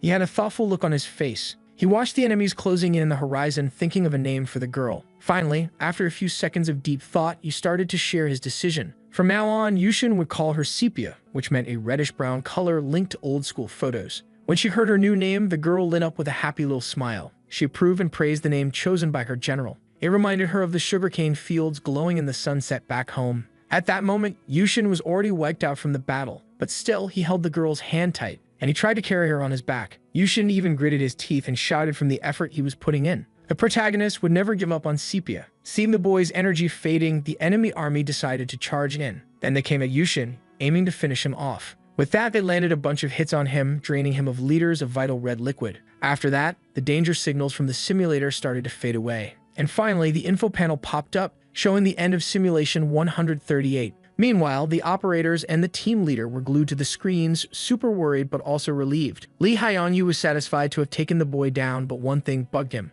Yushin had managed to get under his skin. He didn't expect the protagonist's growth to be this explosive. Suddenly, an operator shouted for the team leader, saying something else was going down. It seemed he found a way to separate Yushin and the knight in the game. At that moment, the boy had flashbacks remembering Sepia all hyped about her new name. He couldn't save that girl. Not even his burst of energy could break through the enemy line. But this time, Yushin was ready to fight even harder for everything to be different. Even if it meant taking out the enemies in the most brutal way possible. He would defend Sepia with every ounce of strength he had. Finally, the info panel popped up, saying Simulation 139 was about to start. As usual, the gray-haired old man warned the general that the enemy troops were rolling toward the plains. Yushin was already set in his mind that he would save that girl. With his eyes, he was scanning the crowd for her. Without a second thought, he shouted Sepia's name. His soldiers just watched him, totally confused about what was happening. Again, Yushin called for the girl, since she said she'd never forget that name. Meanwhile, everyone stared at the boy, thinking he was losing it. The cowards looked totally lost at what they were seeing. The red-haired boy glanced at Yushin, clearly confused. Even the gray-haired old man stared at him, looking completely out of it. No matter how hard he searched, Yushin couldn't spot Sepia anywhere. Then he catches sight of the girl's sword just lying there. His eyes lock onto that weapon like it's the only thing that matters. Yushin freaks out, shouting Sepia's name at the top of his lungs. The cowardly soldiers got even more spooked watching the boys melt down. The red-haired boy asks the general who he's looking for. This dude felt super awkward calling Yushin that.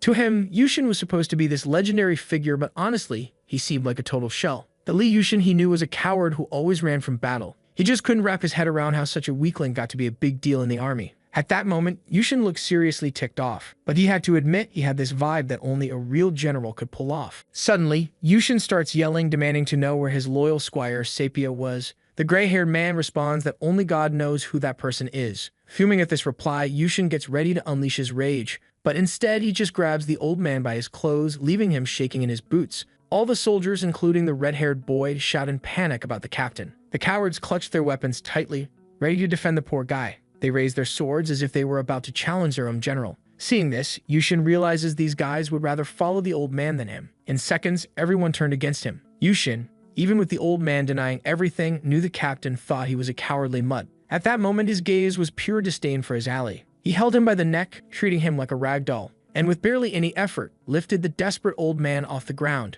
The red-haired boy watched in disbelief, thinking the captain had to weigh at least 100 kilos, and Yushin was lifting him like it was nothing. Plus, Hallenberg was a knight who could manipulate Terra, which should have made it tough for Yushin to take him on. Yushin didn't care what they thought and just wanted one thing. He needed to know where Sepia was. The red-haired boy, hearing this, wondered who this girl was and if the general was actually losing it. Soon the boy tells Yushin that no one knew where that woman was and he should let the captain go so they could chat. But the protagonist seemed totally uninterested in the boastful red-haired boy. He kept holding that cowardly gray-haired man by the neck, just like he deserved. Then out of nowhere, Yushin turns to the red-haired boy, showing a psychopathic grin. He flashes a wicked smile meant to scare the boy. With that, the red-haired boy starts feeling threatened by Yushin and his insane thirst for battle. Finally, after all that tension, the boy starts to let go of the captain. The old man, once freed, begins to plummet from way up high, and he crashes down hard against the ground. Yushin then, in a totally unexpected move, lunges at the annoying red-haired boy. He grabs him by the neck, leaving him gasping for air. He wanted that cocky boy to spill the beans right then and there. Desperately watching this, the old man yells at the general, saying there was no one named Sepia, and wondering how he could move so fast.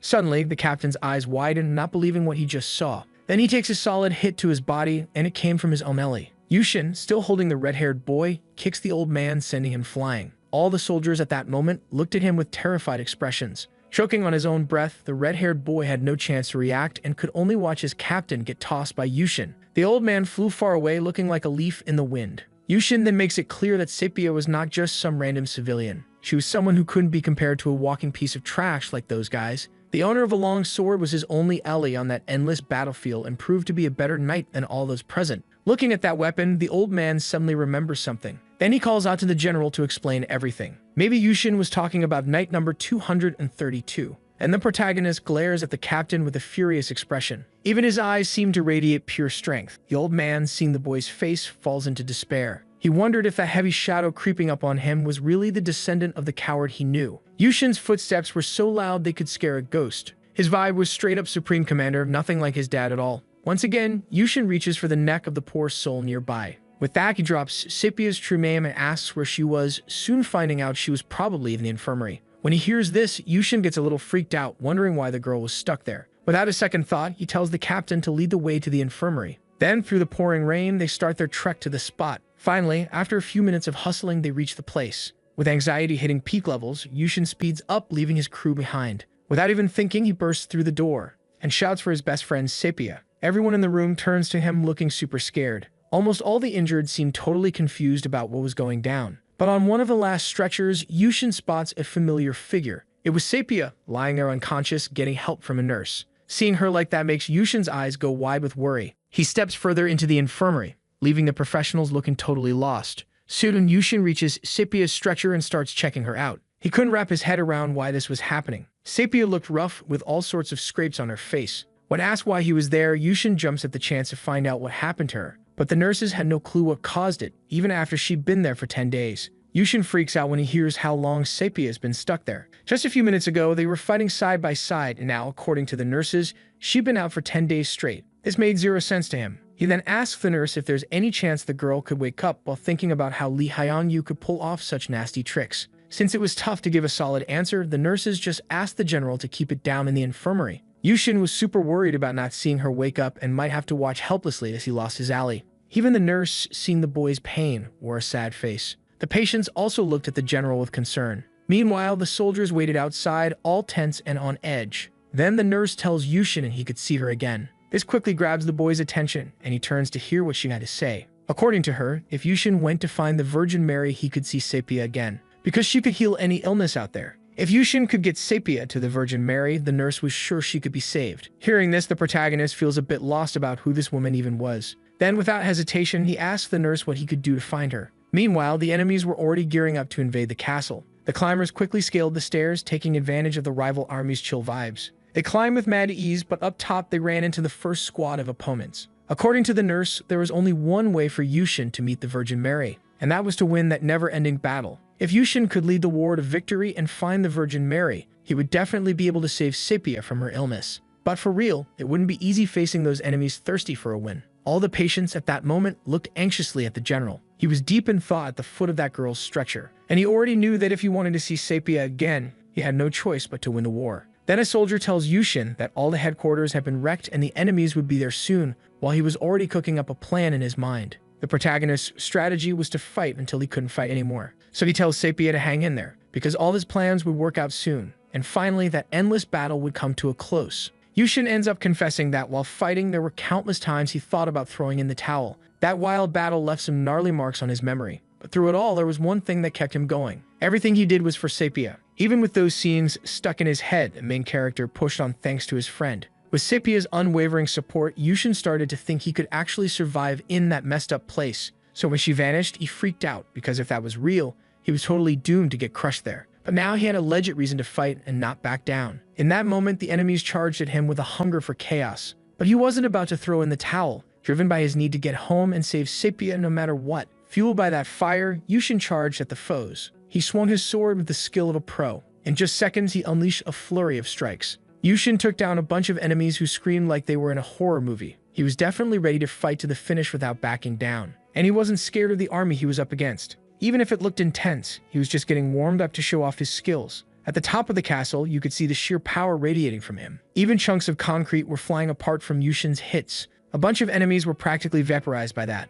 and the ones left were screaming, begging for mercy. Yushin's face showed he was hungry for victory, but the enemies kept coming, acting like they didn't get the memo about the danger. Without a second thought, Yushin got ready to defend himself. He raised his sword, ready to deliver the final blow. Just seconds later, a massive explosion erupted from his strike. Enemies and debris went flying in the chaos, and Yushin showed zero mercy for the ones who survived. As he scanned the area, he noticed some weird movement from the cowards. Meanwhile, he was giving it his all to win the battle. But then his eyes went wide, realizing what was happening. All of his so-called allies were turning tail and running. The old captain and the redhead looked more scared than kittens, and they bolted with the rest of the army in a panic. Yushin's disappointment was written all over his face. Meanwhile, an enemy soldier was sneaking up on him from behind like a total coward. While Yushin was distracted by those traitors, he became an easy target. So he got hit by a harpoon, and it hurt like a truck. In his last thoughts, he cursed his allies, feeling the pain. Blood was everywhere, painting the ground red. Then the info panel popped up, announcing the end of Simulation 139. A wild thought about this endless loop of brutal battles hit Yushin. He wondered when these exhausting fights would finally stop.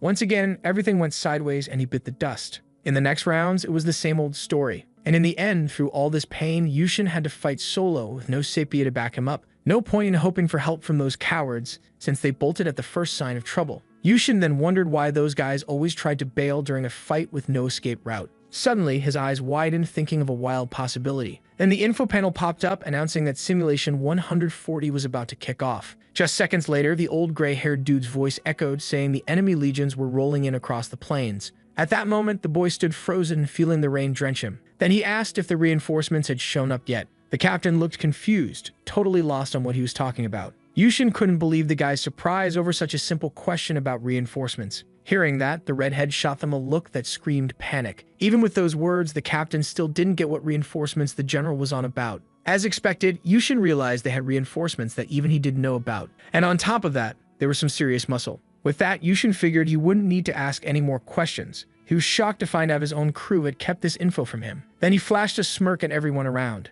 and he told them he knew about a supposed plan the captain had cooked up. Hearing that, the redhead got all hyped, grilling Yushin for details. According to Yushin, they had used the archers to stall, and this Lee lineage was just a trick to throw him under the bus. All that pressure they put on him to give orders was way more twisted than it looked. Those demands from the old dude were part of a seriously shady plan. They didn't expect the kid to actually give a real order. They just wanted him as a pawn while they waited for backup to roll in. All they needed was a clown pretending to be a general. And they used Yushin as the main piece in this messed up game. Still, there was no other way to explain all the nonsense that Army had pulled in his eyes. At first, he was surrounded by folks desperate to throw themselves at Blackwin. When the general started talking, the captain got all jittery. Then Yushin asks the old man if he was Hallenberg and throws the same question at Joseph. The redhead, hearing this, gets super nervous, just like the captain. No matter what excuses those two had, Yushin just wanted them to cut the hypocrisy right then and there. When called a hypocrite, Joseph flipped out. He yells at the general, claiming everything was an unavoidable choice, like they had no options. After hearing this excuse, Yushin finally gets why those guys acted the way they did. But there was a twist to all of this, and that twist was one single person. So Yushin admits this whole thing was planned out and puts himself in their shoes, realizing it could have been him. But as everyone knew, his only goal was to win that battle. So he decides to ditch the waiting for backup strategy right away. Hearing the new orders, the soldiers get even more on edge. Joseph is also shook, thinking this was just absurd. Then the captain slams his sword on the ground, challenging the kid. He quickly calls Yushin over for a serious chat. To him, it seemed like the general thought this was just a game. Those fools were the type to bail before the fight even started and still dared to underestimate Yushin. But he didn't care. Not even death could free him from this endless battle. So even with his body wrecked, he couldn't stop pushing forward, trying to escape the hell. After all this thinking, Yushin gives an order he wouldn't repeat for the soldiers. All the knights should gather at the castle gates ASAP. When they hear this order, the warriors get even more anxious. But already on it, they start moving toward the castle gates. Meanwhile, the enemies were taking more ground and charging in without a care. Even the horses on the allied side looked nervous about this fight. The Tamers were struggling to keep them on track toward the destination. But after a few minutes of chaos, they finally reach the castle gates. Soon the old man shows up and asks if the Tamers really got all the horses. One of them confirms but points out there's a catch. This makes the captain super anxious with a pretty unhappy face. Then the knight tries to explain what went down. The deal was that one of the horses was refusing to follow the path. Then the old man spots something off about the animal. According to the captain, it was General Lee's horse. The creature looked furious at that moment. Yushin, after a bit, arrives at the scene. His soldiers, seeing him, get tense about the problem they're facing. The protagonist still had no clue about the big issue with that horse. So he walks up to the crew and asks if all the animals were there. The captain immediately says yes and asks what the boys' plans are. After hearing this, Yushin orders the gates to be opened. The gray-haired man, startled, asks what they should open right now. Without missing a beat, Yushin points to what he wanted, and that was the massive castle door. Again, Yushin orders the gate to be opened. In a crucial instruction, he tells his soldiers that once the door opens, everyone would charge out of the castle. This statement from the general makes the scared ones even more nervous. They would push forward, taking advantage of the enemies distracted by the wall. And after that, they'd take a huge step toward victory. Yushin seemed unbothered by the wave of enemies coming at them, and the next step he ordered was to seize territory up to Blackwind's base pronto. Once there, something epic was about to go down. The whole army would face Blackwind without a hint of fear. At that moment, Yushin was gearing up for war, and his rage toward that monster fueled his march. Blackwind was his ultimate enemy right then. After all the steps laid out by the general, the army finally took down the big guy and sent all the enemies packing. This was their only shot at surviving in that crazy place. The general's stance while saying this was super intense. Meanwhile, in the castle's stable, a weird calm hung in the air. A rebellious horse was pacing around, clearly on edge. Then it slams its snout against the barn door, trying to bust out. Not getting anywhere, the horse gets even more furious. Outside, the soldiers were questioning Yushin's call. For them, making it off the battlefield alive felt impossible. Even Joseph was throwing shade at Yushin's plan. At that moment, Yushin shot him a look, totally taken aback by his boldness. Once again, the redhead roasted the general, saying he was nuts and would probably bite the dust with the rest. Even the captain was stunned by the guy's guts and tried to shut him down, but he kept going at Yushin. To him, it made zero sense to storm the enemy base with such a weak squad. Then Joseph, acting all brave, called Yushin a fool for not getting the situation. Soon, Yushin fired back with the same argument. They were delusional if they thought begging for mercy after the general's death would save them from Blackwind. Hearing Yushin's comeback, the redhead looked totally shocked. Even the soldiers seemed to be on the same page. For that giant black beast known as Blackwind, pity and begging were just pointless. That's why Yushin made it clear that plan was a no-go. Suddenly, the barn door bursts open. Wood splinters fly everywhere. Seeing that, the scared soldiers jumped back. The cause of all that chaos was the furious horse finally breaking free. Joseph quickly shouted that this was the former general's horse. The creature was making all sorts of noise, showing off its insane strength. The horse's rage had all the soldiers shook. It looked completely untamable at that moment. Everyone was wondering why it had shown up out of nowhere. Yushin, meanwhile, was just watching the chaos unfold. Joseph soon ordered the guys to catch the horse and calm it down. But at that point, it felt nearly impossible. The creature was thrashing around, hitting anyone nearby hard.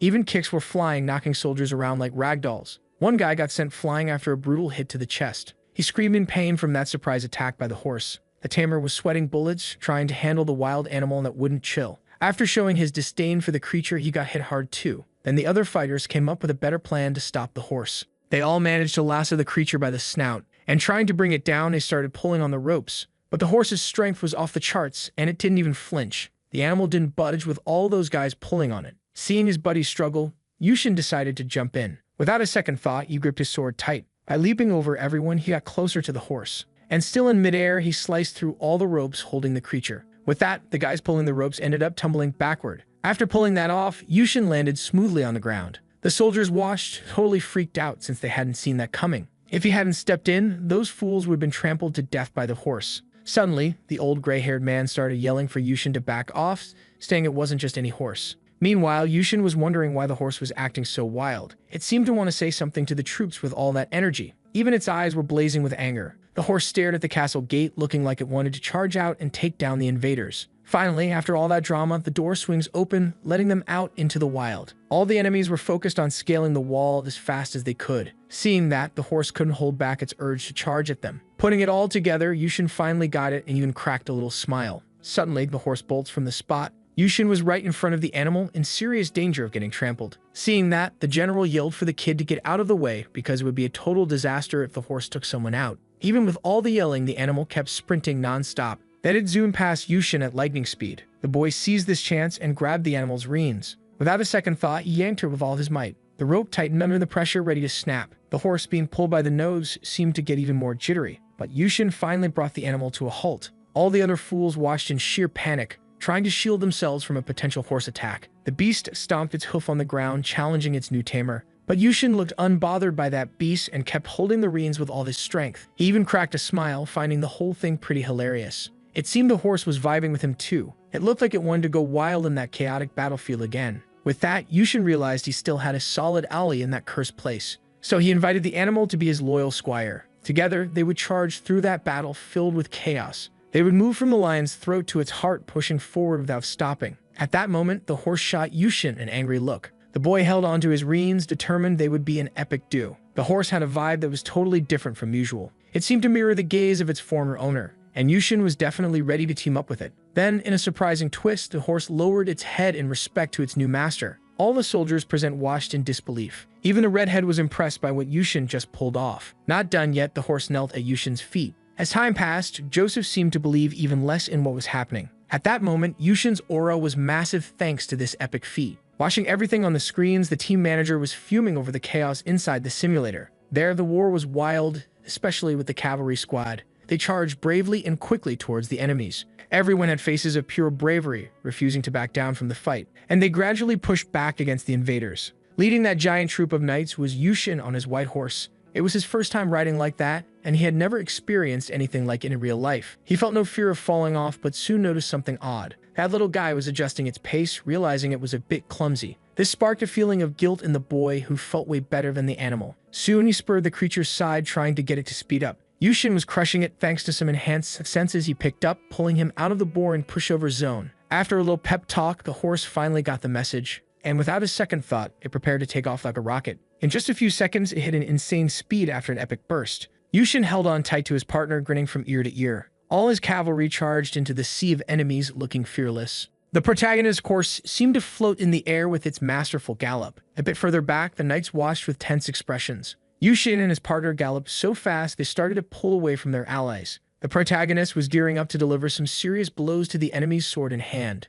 On his face, you could see the pure rage he felt, along with the desire to finally win that cursed battle. Meanwhile, the enemies were advancing towards the top of the castle, but soon they noticed the protagonist's approach. Catching them off guard, Yushin hurled his spear at the invaders. It sliced through the air at breakneck speed, ready to take someone down. After just a few seconds, one of the enemy soldiers got hit by the weapon and screamed in agony. The tool Yushin used spun like a tornado inside the opponent's body and pierced through one after another with ease. After hitting a few enemies, the blade kept slicing through the air with insane power. That single throw from Yushin ended up taking out a bunch of enemies in the blink of an eye. Meanwhile, the sword fight raged on across the battlefield. Even with several allies injured, the invaders kept pushing into the protagonist's territory. The castle's defenders fell from above as if they were nothing. The enemy's climb was getting faster and more effective. Dozens of invaders skillfully used the ladders against the castle walls. Amidst that sea of people, a somewhat familiar silhouette popped up. It was the infamous Blackwing riding his evil horse like a total boss. He was scanning the scene with one eye,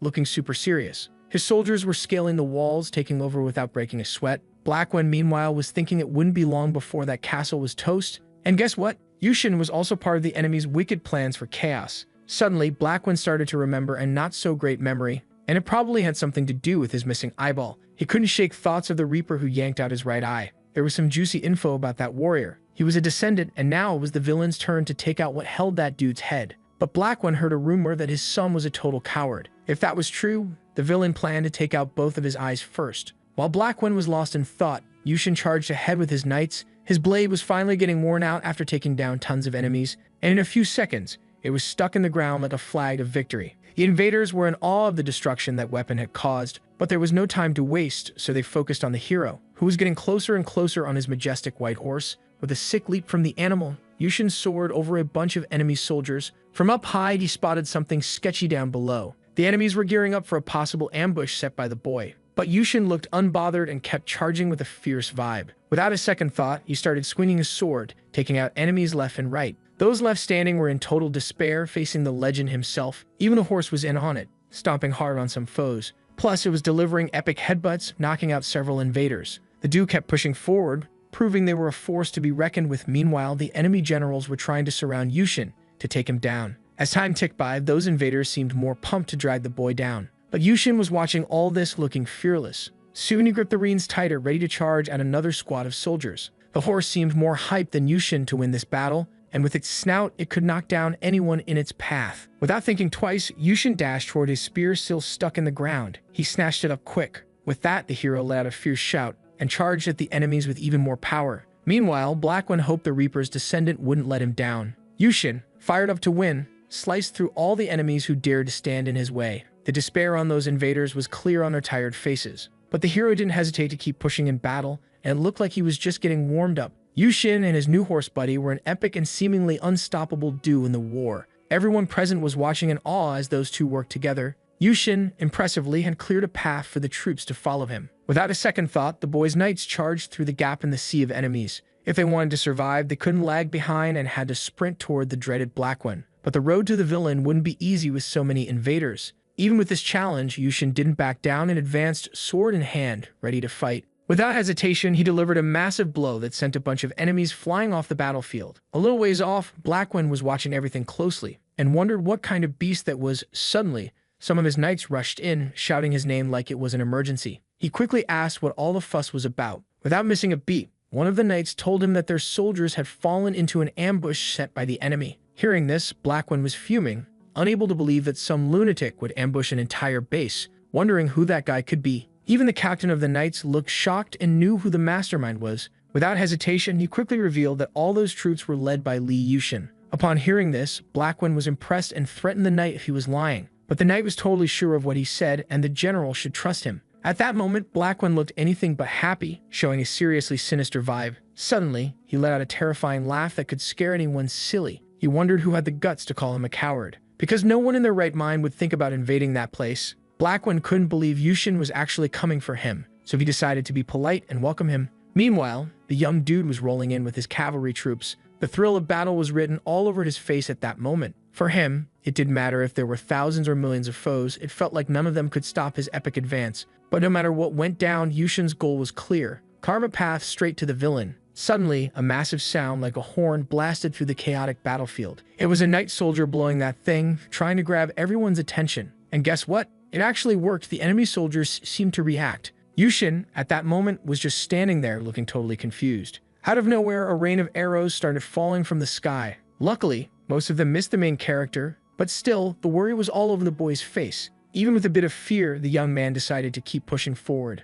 A few meters ahead, 3 knights with scared faces were waiting for him, along with a silhouette that looked way too familiar. From the dude's hands, it was easy to figure out who he was. He was rocking a glove that looked kind of familiar. Realizing who the general of those knights was, Yushin seemed even more pumped up. Soon, Blackwind noticed the protagonist and his horse. Fuming over the situation, Yushin shouted the villain's name with pure rage, and without a second thought, charged at him with his sword gripped tight, ready to take down anyone in his way. All the boy needed was that weapon. The soldiers, meanwhile, were watching everything with super tense expressions. Even the enemies looked scared of that battle. On the screens, the game admins were showing some seriously worried faces about what was happening. Ready for battle, Blackwind seemed to fear nothing and no one. Yushin, on the other hand, couldn't quite control that fire burning inside him, itching to charge at the big guy. But honestly, just a moment was all he needed, and he had to focus everything on the tip of the sword. Meanwhile, the dreaded Blackwind slowly approached on his evil horse. He mocked Yushin, praising the boy's willpower, which he was totally ready to crush. Then, finally, the young man found the courage to charge at the big guy.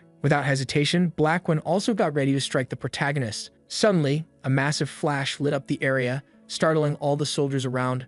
Blackwind and Yushin were locked in an intense fight at that moment. Meanwhile, the soldiers were just trying to protect themselves from all the chaos flying around. The villain charged at the protagonist with zero mercy. His eyes were filled with rage and a desire to wipe that boy off the map. But then, Blackwind was shocked to see that Yushin had actually defended against one of his precise strikes. That show-off kid had stopped the attack from the feared messenger of Neme, known as the embodiment of the lion, with almost no effort. Blackwind was left dumbfounded by that clever little brat. At that moment, his teeth were grinding in anger at the boy. Without a second thought, the big guy gripped his axe tightly and charged at the young man with all his strength. Yushin was ready, but the dude's strength was insane. He tried to defend himself at all costs in that moment. In the end, he was still roughly pushed back. Even so, he didn't think about giving up and fought bravely against Blackwind, who seemed super focused on ending his life right then. Yushin couldn't give up and didn't even consider it at that point in the game. He used all of his strength to try to stop that strong villain. But Blackwind felt like an invincible opponent to the boy. In any case, he had come too far and wanted to leave there victorious,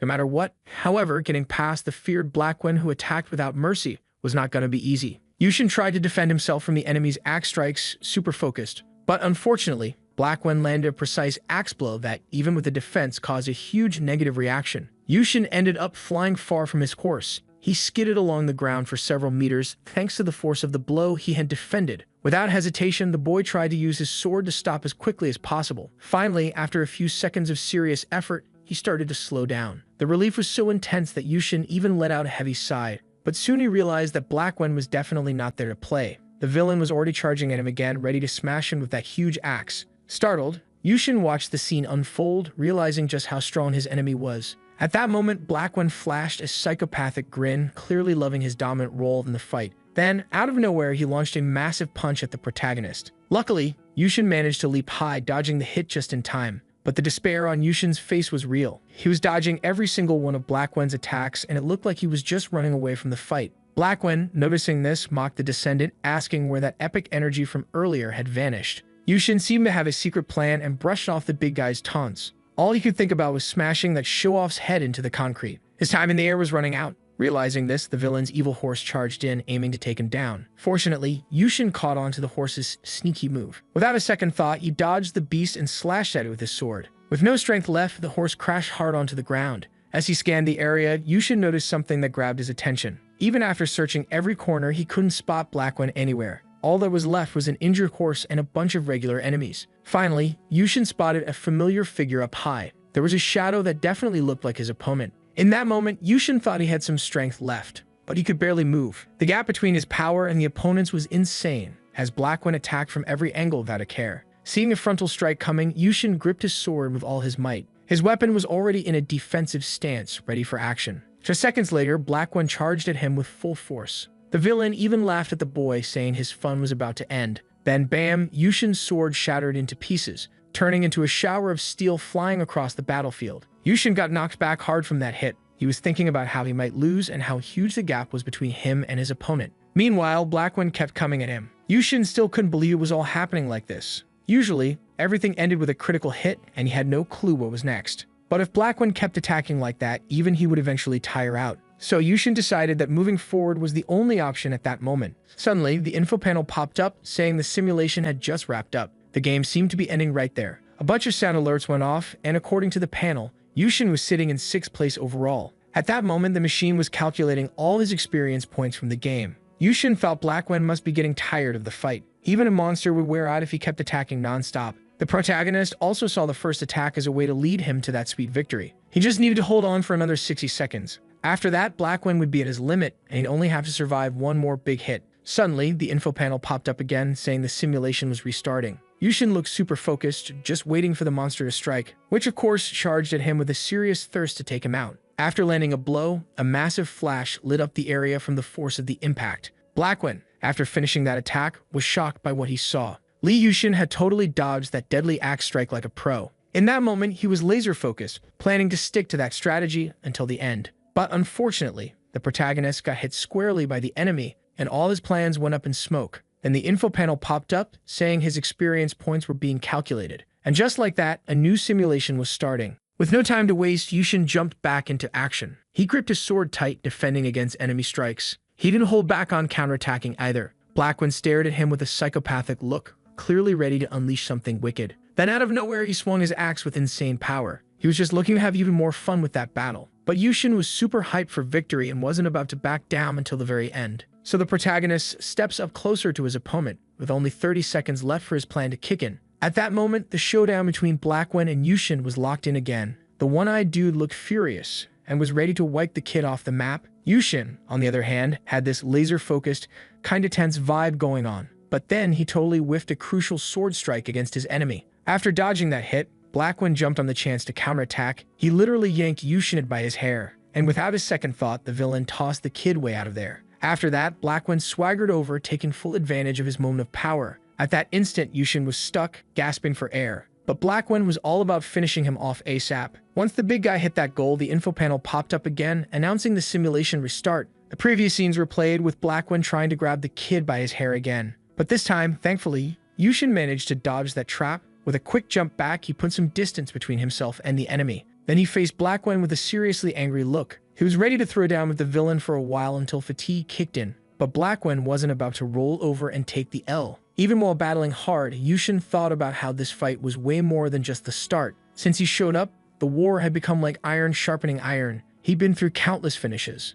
But he was still standing, leveling up one after another. He wasn't just some random animal in a slaughterhouse. Yushin in that moment gripped his sword tight with only 10 seconds left for everything to go right. He was determined to hold on until the end, even if it cost him everything. When thrown, he planted his weapon in the ground to slow his fall. Finally, Yushin managed to stop and was closer than ever to the end of the countdown. His enemy didn't give him a second to breathe, already demanding new moves. With only 8 seconds left, Yushin barely blocked a deadly axe strike from his opponent, but Blackwen kept charging at him, eyes full of rage. Yushin looked kinda stoked about how this was playing out and even cracked a slight smile. Then, out of nowhere, he hurled his sword at Blackwen, who in turn just stood there watching the weapon fly through the air. At that moment, the big guy seemed to realize he was in serious trouble. There were still 7 long seconds left for all of Yushin's hard work to pay off. Again, surprisingly, the kid managed to block another axe strike with his feet. With each epic dodge he pulled off, more time ticked away. His secret weapon was still soaring through the air. Then Blackwin caught on to the whole plan. Yushin was cooking up to take him down, and his face twisted with rage.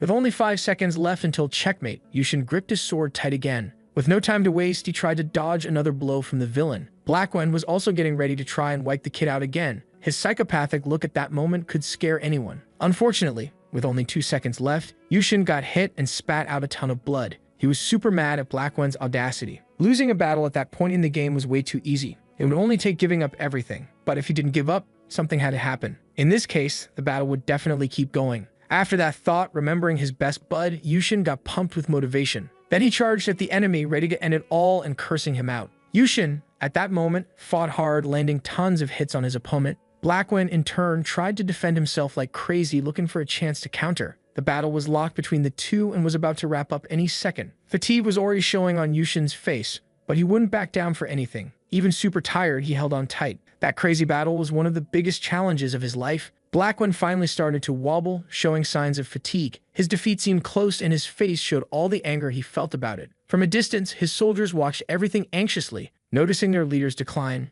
Even the simulation controllers looked tense with the situation. At that moment, Blackwin seemed unable to believe he was losing to that kid. He had already gone easy on Yushin because of his rep as the son of the Reaper. Some scraps of steel ended up flying toward the soldiers, and several of them get hit out of nowhere, and it hurts man. Without a second thought, Yushin charges at those traitors. The soldiers, panicking, thought they were facing a real monster. Yushin's rage was written all over his face. Then he slams an elbow into a soldier's face with all his might. The dude, caught off guard, gets sent flying from the impact. This guy, after taking the hit, crashes to the ground like a bag of trash. Yushin jumps at the chance to grab a sword. With that weapon locked in his grip, the kid looked totally unstoppable. No hesitation, he charges at the other soldiers, landing precise hits. The men screamed in pain and despair. It was wild. Even the blonde girl looked pretty freaked out by all this, but Yushin showed zero mercy. His face said it all. In just a few moments, he took down a bunch of soldiers without breaking a sweat. Realizing the kid's strength, the blonde started to wonder what he really was. Suddenly,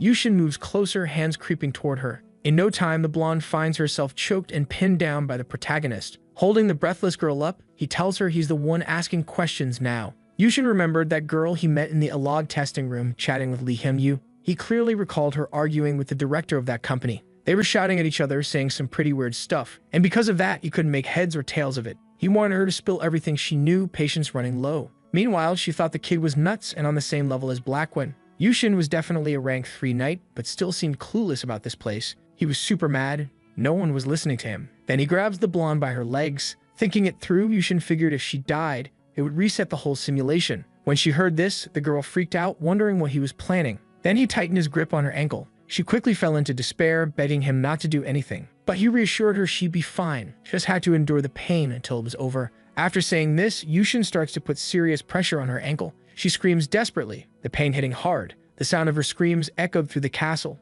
terrifying everyone. Those screams caught the attention of some soldiers guarding the entrance. Hearing those screams from inside the building sent chills down spines. Even with the girl in agony, the protagonist didn't stop. Now he was going for her other leg. Upon hearing this, the girl screamed, saying she'd tell him everything she knew. After that, Yushin felt a rush of happiness and even flashed a slight evil grin. But she had one condition. He had to be her ally if anything went down later. Hearing this, Yushin's face turned to pure anger. His rage was because she thought she could bargain with him. Realizing the trap she walked into, the girl couldn't hide her pain. Even her teeth were grinding from all the agony. Yushin wondered why she was doing this for a simple game. The girl was shocked when she realized he still thought this was some online game and told him the truth. When she said all of this wasn't a game, Yushin looked totally confused. But to spill more info, the blonde wanted him to accept her condition first. Since he didn't care about anything but Sepia, he ended up accepting the deal, not minding who he'd fight next. Then the girl asked for his attention. Soon she told him that where they were wasn't a game at all. The project was military and ultra-secret, more like a simulator made for armed forces. Hearing this, Yushin got even more confused. All of that was to train the power he was using, a kind of program to develop a lot of terror. Yushin, after hearing this, got furious, thinking everything was just an illusion in a simulator. But the girl wasn't done explaining everything. And then she drops the bomb that this power could also work in reality. So Yushin's eyes go wide, thinking there's no way that could be true. But according to her, that simulator made it possible. for that was the reason and the true purpose of the reel. But then, branch manager Bernard and team leader Lee Hyun-yu totally messed up this tech. They turned a bunch of innocent folks into guinea pigs, no joke. So, there was a report about some shady supplier, and that's why the blonde jumped into the simulator to figure it all out. When Yushin heard this, he looked straight up shocked, like he couldn't even. As much as it hurt to admit, the blonde had a tiny role in the real simulator. But putting that aside, Yushin was curious why he got picked. It had nothing to do with military tests or illegal stuff. He was just a regular high school kid who wanted to play a VR game in a way that felt real. Already answering this question, the girl said he was just another underdog in the beta squad. After hearing all this, Yushin was so mad he could bite nails. Fuming, he still thought the girl was totally lying. So he grabbed her neck a bit tighter, not cool at all. For a moment, it looked like she was about to fade out. From Yushin's face, it seemed he didn't regret being a jerk one bit. He kept her up in the air looking like she was out cold. Suddenly, she reacted saying she had no clue why he was chosen first. And even if he twisted her neck, her answer would stay the same. Hearing this, Yushin was a little rattled. But she had more to say about that simulation, ignoring all the reasons. At that moment, it was a nightmare just to deal with a loser named Lee Yushin, and she was totally aware of that. While listening to her, Yushin looked deep in thought. To reach this goal, she said the branch manager and Lee Hyun-yu would sell their souls to the devil. While Yushin and the blonde had this serious chat, those two clowns were on a video call. The branch manager wished Lee Hyun-yu luck with his plan, looking super skeptical. With that promise of never letting the boss down, the dude totally took the blame and was in deep trouble. Finally, they hung up the video call. One of the game controllers even tried to change Mr. Lee's mind, but got shut down and ordered to sync him with the link, sending the 9th special item. At that moment, Lee Hyun-yu was itching to jump into the game and make things happen himself. He was dead set on taking out Lee Yushin, no matter what. Outside the prison, the soldiers jumped at a woman's terrified scream. Walking in, the guys were shocked by who they saw. The general was there in a totally unexpected way. And on top of that, he was chilling with the blonde all alone. The woman even looked relieved when she spotted those soldiers. Then those guys called her princess with a pretty confused look. Hearing that, Yushin chuckled, not buying it for a second. The woman quickly shot back, saying she was totally the princess of that world. Then one of the soldiers spilled that everyone had been searching for the general like crazy. After hearing this, Yushin was a bit puzzled about why they were looking for him. Meanwhile, on the castle walls, a bunch of soldiers were gathered, looking super hyped after a tough battle. Many were laughing and celebrating even while still working. The vibe there was all about festivity and warrior spirit. But suddenly, one of them spotted something that caught his eye. A little higher up was a familiar silhouette. Without a second thought, he yelled that General Lee Yushin was right there. Then the guys looked at the great commander who had taken down the messenger of death, Blackwin, with mad respect. The whole crowd started saluting Yushin like he was a real-life hero. A little way off, the princess thought it felt like a K-pop concert. Then she called out to the general in a friendlier way. She quickly apologized for interrupting, but there was something he really needed to know. If he wanted to escape that simulation, he had to not just defeat Blackwin, but also take his head. Upon hearing this, Yushin cracked a slight wicked smile. Since the day he got trapped there, that was the answer he had been hunting for. Then he started having flashbacks of begging to leave that place,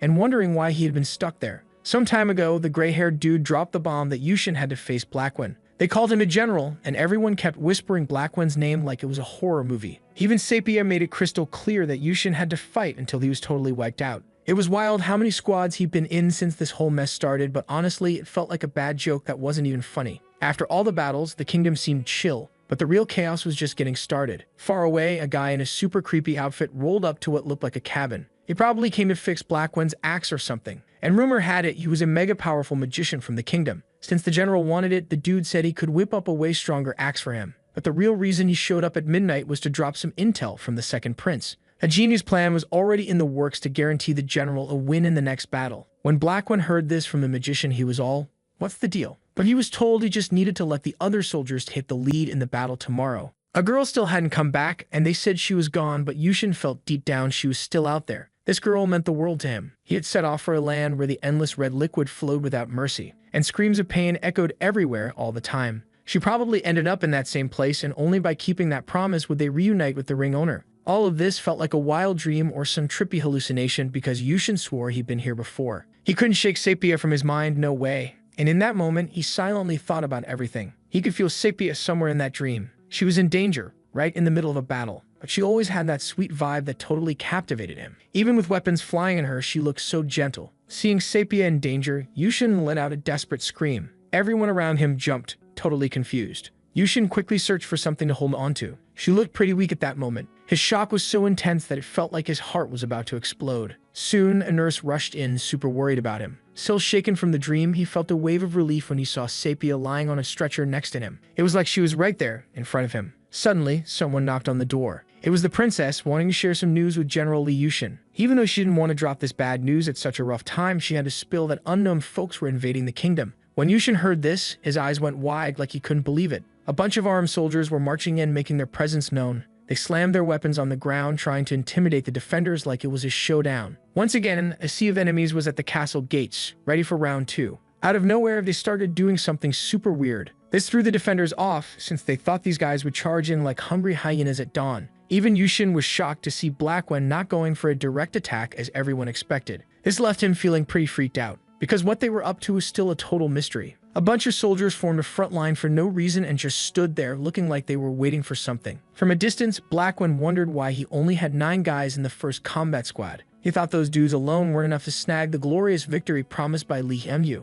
But the gray-haired man seemed super confident in his plan. Since he showed up, failure wasn't an option, and he promised more than just victory for Blackwing's crew. With all his magic, he decided it was time to go after the enemy. Suddenly, all the soldiers changed completely, like they were possessed by some kind of spell that seemed to pump them up with strength and will to fight. After a bit, the soldiers finally started moving, ready to attack the castle. Watching this, Yushin had a seriously worried look on his face. Blackwing also kept a serious gaze on his troops as they advanced. Then out of nowhere, those soldiers started moving in a totally different way. They spun around at insane speeds, like they were creating a hurricane right there. After a few seconds, those dozens of soldiers morphed into one massive beast. Astonished, the castle defenders gawked at this, totally confused. That thing born from the fusion looked like a dragon that just dropped in. Even the princess, spotting this creature, was shook, her face screaming fear. As time went on, that monster kept growing, merging with more soldiers, and slowly it took form, revealing its true self. After this transformation, the creature decided to crash Li Yushin's territory. With a massive hit, the monster created a huge explosion at the castle gate.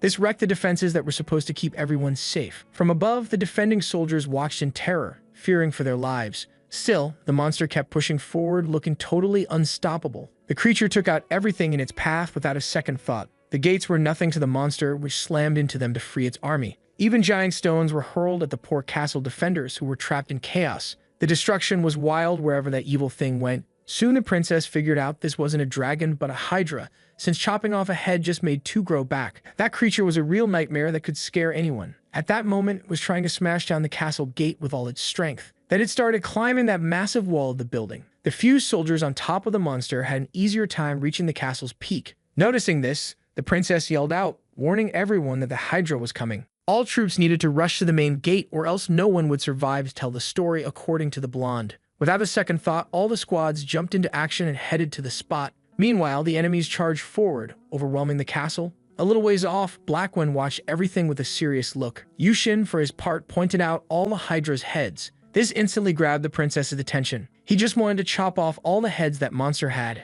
As he plotted his victory, the battle raged on with huge stones flying everywhere. Suddenly, out of nowhere, Li Yushin leaped off the castle like a madman. Seeing this, the soldiers freaked out and shouted for their general. Yushin was falling from a crazy height, making it look like it was game over for him. The princess was totally confused, wondering why the hero was pulling a stunt like this. After a few seconds in free fall, the boy got ready to land. Then, still in the air, he spotted a stone plummeting next to him. Without a second thought, Yushin kicked that stone, aiming for the enemies below. After that, he kept falling toward the ground. But on the flip side, the stone zoomed toward the enemies at insane speed. And then it finally hit the ground, causing a massive explosion. For a few seconds, all you could see was debris and dust flying everywhere. That clever move from the boy ended up messing with the hydra in some way. And judging by the wild look on Li Yushin's face, he was just getting started. Then, without a second thought, he charged at that monster fearless. At that moment, the battle between the hero and the monstrous creature kicked off. Yushin charged at that freak without a hint of fear. The hydra's defensive moves were clear as the protagonist kept attacking. But none of that mattered, as Yushin landed hits on those heads like a champ. Even losing several limbs, the hydra stood tall,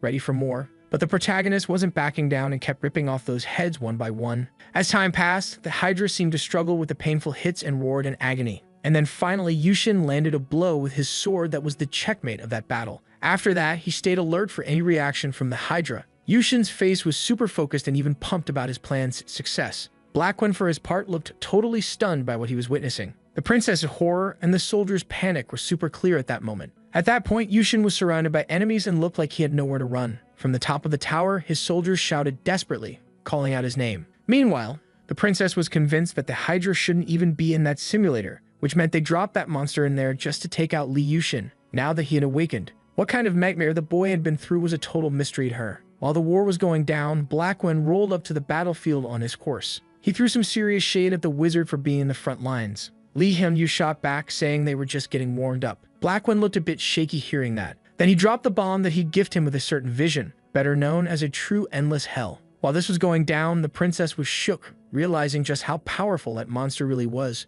Yushin, on the other hand, was taking in the chaotic scene around him. Then it hit him that the Hydra didn't reset, it just kept regenerating. It was like they sent a zombie to take on the main character. According to Blackwen, that was an unbreakable doll, a wild toy to mess with. One of the Hydra's heads, just like the others, had a seriously psychopathic vibe. The monster looked completely unstoppable. Even after taking a ton of hits, the Hydra kept charging at Yushin. Then the princess spotted something on the creature's face that made her super anxious. Even Yushin couldn't believe his eyes. Suddenly, the princess yelled for him to stop attacking, saying strength wouldn't help take down that freaky creature. She insisted he shouldn't even try to face the Hydra. Li Hyun-yu was grinning, thinking that even if everyone found out his secret, it wouldn't change the fact that this was the end for Li Yushin. The showdown between the monster and the protagonist was already heating up, both locked in a fierce stare. Yushin's attempts to land a fatal blow on the Hydra were obvious, with tons of vital red liquid splattered everywhere. But the monster didn't flinch at all from the boy's hits. Realizing this, he widened his eyes, pure fear showing. But the war kept raging and he couldn't afford to pause for a second. The Hydra charged at him without mercy. The monster's attacks were wild and relentless. And Yushin got blindsided from behind. Luckily, he managed to spin around just in time to block the hit. And without a second thought, he hurled a chunk of the Hydra away from him. Every moment, Yushin was on the defensive, dodging a barrage of attacks. The Hydra felt the impact of the boy's hits a few times. From a distance, the general's soldiers watched in despair as the boy took on this crazy challenge. At that moment, the young man looked totally worn out, with no shot at comeback. He was coughing up a lot of vital red liquid, showing just how weak he was. From afar, Blackwen was watching everything with a serious face. Seizing that moment of Li Yushin's weakness, the Hydra charged at him. Soon, parts of the monster were flying everywhere. Specifically, it was coming at Yushin with blood in its eyes and a massive weapon in hand. Inevitably, the protagonist took a brutal hit to his body. The Hydra's charge seemed to have worked out for it. A few moments after that attack, all that could be seen was dust in the area. And when it cleared, it was obvious there was no sign of life left in Yushin's body. Soon, the info panel popped up, saying Simulation 613 was about to start.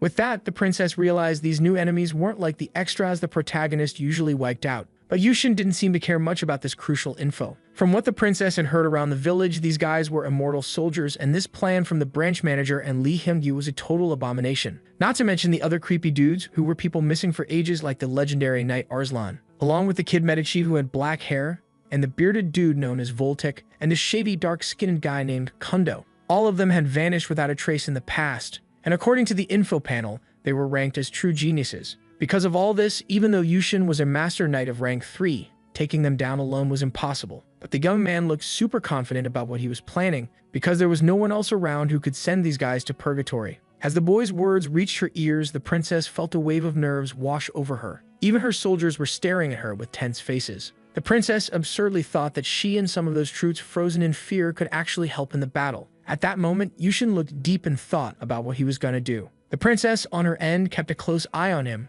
trying to figure out what was going on. As embarrassing as it was to admit, she already had the one name that could get through those crazy gates, and that someone was the main character, better known as Li Yushin. He was the only one who could pull this off, and the princess totally trusted him. Then she shouted to Li Yushin, ready to hand him some kind of amulet. The boy was a bit thrown off, realizing he was about to get a pendant as a gift. That thing reminded him a lot of Zelda and looked pretty similar. According to her, it was way more than just a pendant, since the Terra Crystal had been chilling for 7 years, waiting for a so-called emergency. Yushin felt a bit shy about accepting such a meaningful gift, but she insisted, saying it was important for what they were facing. With the stakes so high, if he went down, she would too, so she decided to go all in, believing in him. Listening to her, Yushin felt a bit puzzled by all this trust. To him, it was wild for someone to act that way in the middle of all this chaos. He thought only Sepia had that sweet vibe of always wanting to help. So it seemed like the protagonist wasn't alone in this fight after all. Finally, Yushin took the amulet from her. Without a second thought, he charged into battle, ready to throw down. At that moment, Yushin had this fierce look on his face. Meanwhile, the beast charged at him, eyes blazing, swinging a deadly weapon his way. Yushin felt this crazy energy coming from the amulet. This wave of power was something totally different from his own. The girl who gave him the gift was watching the fight closely. Even if she wasn't as tough as him, the enemies had to be desperate to survive in all this chaos. And that's why they wouldn't last much longer, according to the protagonist. Yushin's face showed some stress. Anyway, the battle with the Hydra was already on. In the heat of the fight, he got hit by one of the weapons and the amulet shattered into tiny pieces. Suddenly, Yushin let out a massive shout, telling everyone to get out his way. At that moment, he was gearing up for a huge ambush on the beast. Then, after a few seconds, he landed a powerful hit on his enemy. From a distance, the soldiers of Black Wen watched, totally amazed by the boy's strength. Even Lee Hyun-yu was left speechless, unable to believe his eyes. Little by little, Yushin was wrecking the Hydra. The monster was slowly turning into a pile of red sand. This time, the protagonist was dead set on wiping out that abomination. And one question he had was whether that creature could regenerate all day. As time went on, Yushin was expertly taking down the Hydra, giving it everything he had. Traces of the monster's vital red goo were floating in the air. With each hit from Yushin, more of that fluid spittled out of the Hydra. This meant Yushin was probably going to win this battle soon. Lee Hyun-yu on his end couldn't believe his special creation had turned into just a heap of red sand. Yushin had expertly shattered the dice until they hit this critical point. And this boldness from the protagonist filled the boss with rage, making him curse. Then he decided to hit a button on his purple ring. In no time, Lee Hyun-yu began to teleport, ready to unleash a seriously wicked trump card. In a split second, he magically vanished from the scene and quickly popped up in the kingdom's infirmary, looking pretty psychotic. His plan was to crush the fragile heart of the protagonist, and he was going to use Sepia to get to his goal. At that moment, Lee Hyun-yu was already close to the girl's stretcher, ready to cause some trouble. Suddenly, a nurse showed up and freaked out. Not knowing who this guy was, Lee Hyun-yu responded to her in a rude and totally disrespectful way. Meanwhile, outside the infirmary, the soldiers were celebrating that Lee Yushin had taken down the dragon. Even with the pendant's help, the princess knew the protagonist was something else. At that moment, he stood still in the middle of the battlefield, soaking in his victory. But suddenly, he heard a massive noise that grabbed his attention. This also ended up scaring the princess.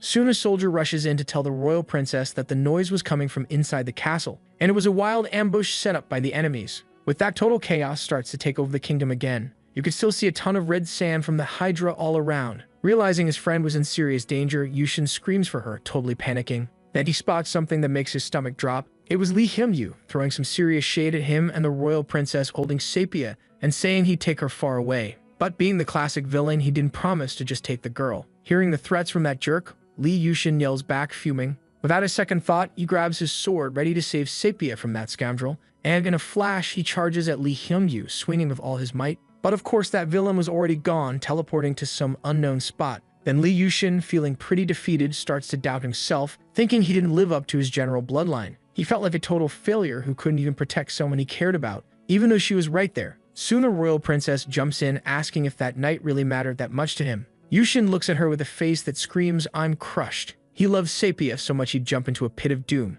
even if it meant walking straight into a trap. While they were chatting, Lee Hyun-yu popped up in another location after his teleportation. Finally, he landed where he wanted to be after pulling off such a nasty plan. He stomps in looking pumped because his evil scheme was working so far. Sepia, on the other hand, looked totally wrecked, her face showing how rough she felt. Lee Hyun-yu roughly tosses her to the ground and steps on her. He thought she was some glitch or hacker in the simulation. Sepia could only react by crying and screaming, totally overwhelmed. Then she asked Lee Hyun-yu what he was so scared of, guessing that his bosses from the other world had him in a tight spot. Hearing this, the guy gets all jittery, wondering how she knew that. Again, she assumes he's just super scared of someone showing up. This makes him even angrier, and he curses Sepia in a seriously gross way. Lee Hyun-yu claims he's not scared and plans to take her and Lee Yushin out when the hero shows up to save her. Meanwhile, the boss is hyped, waiting for the boy to arrive. His soldiers look ready for a possible new showdown. The soldiers are all ears, keeping an eye on the camp they're in. According to Lee Hyun-yu, it wouldn't be long before no one could reset the game as many times as Yushin, who would fall into the trap and surrender to death. While the villain anxiously waits for the boy, Sepia is snoozing like an angel.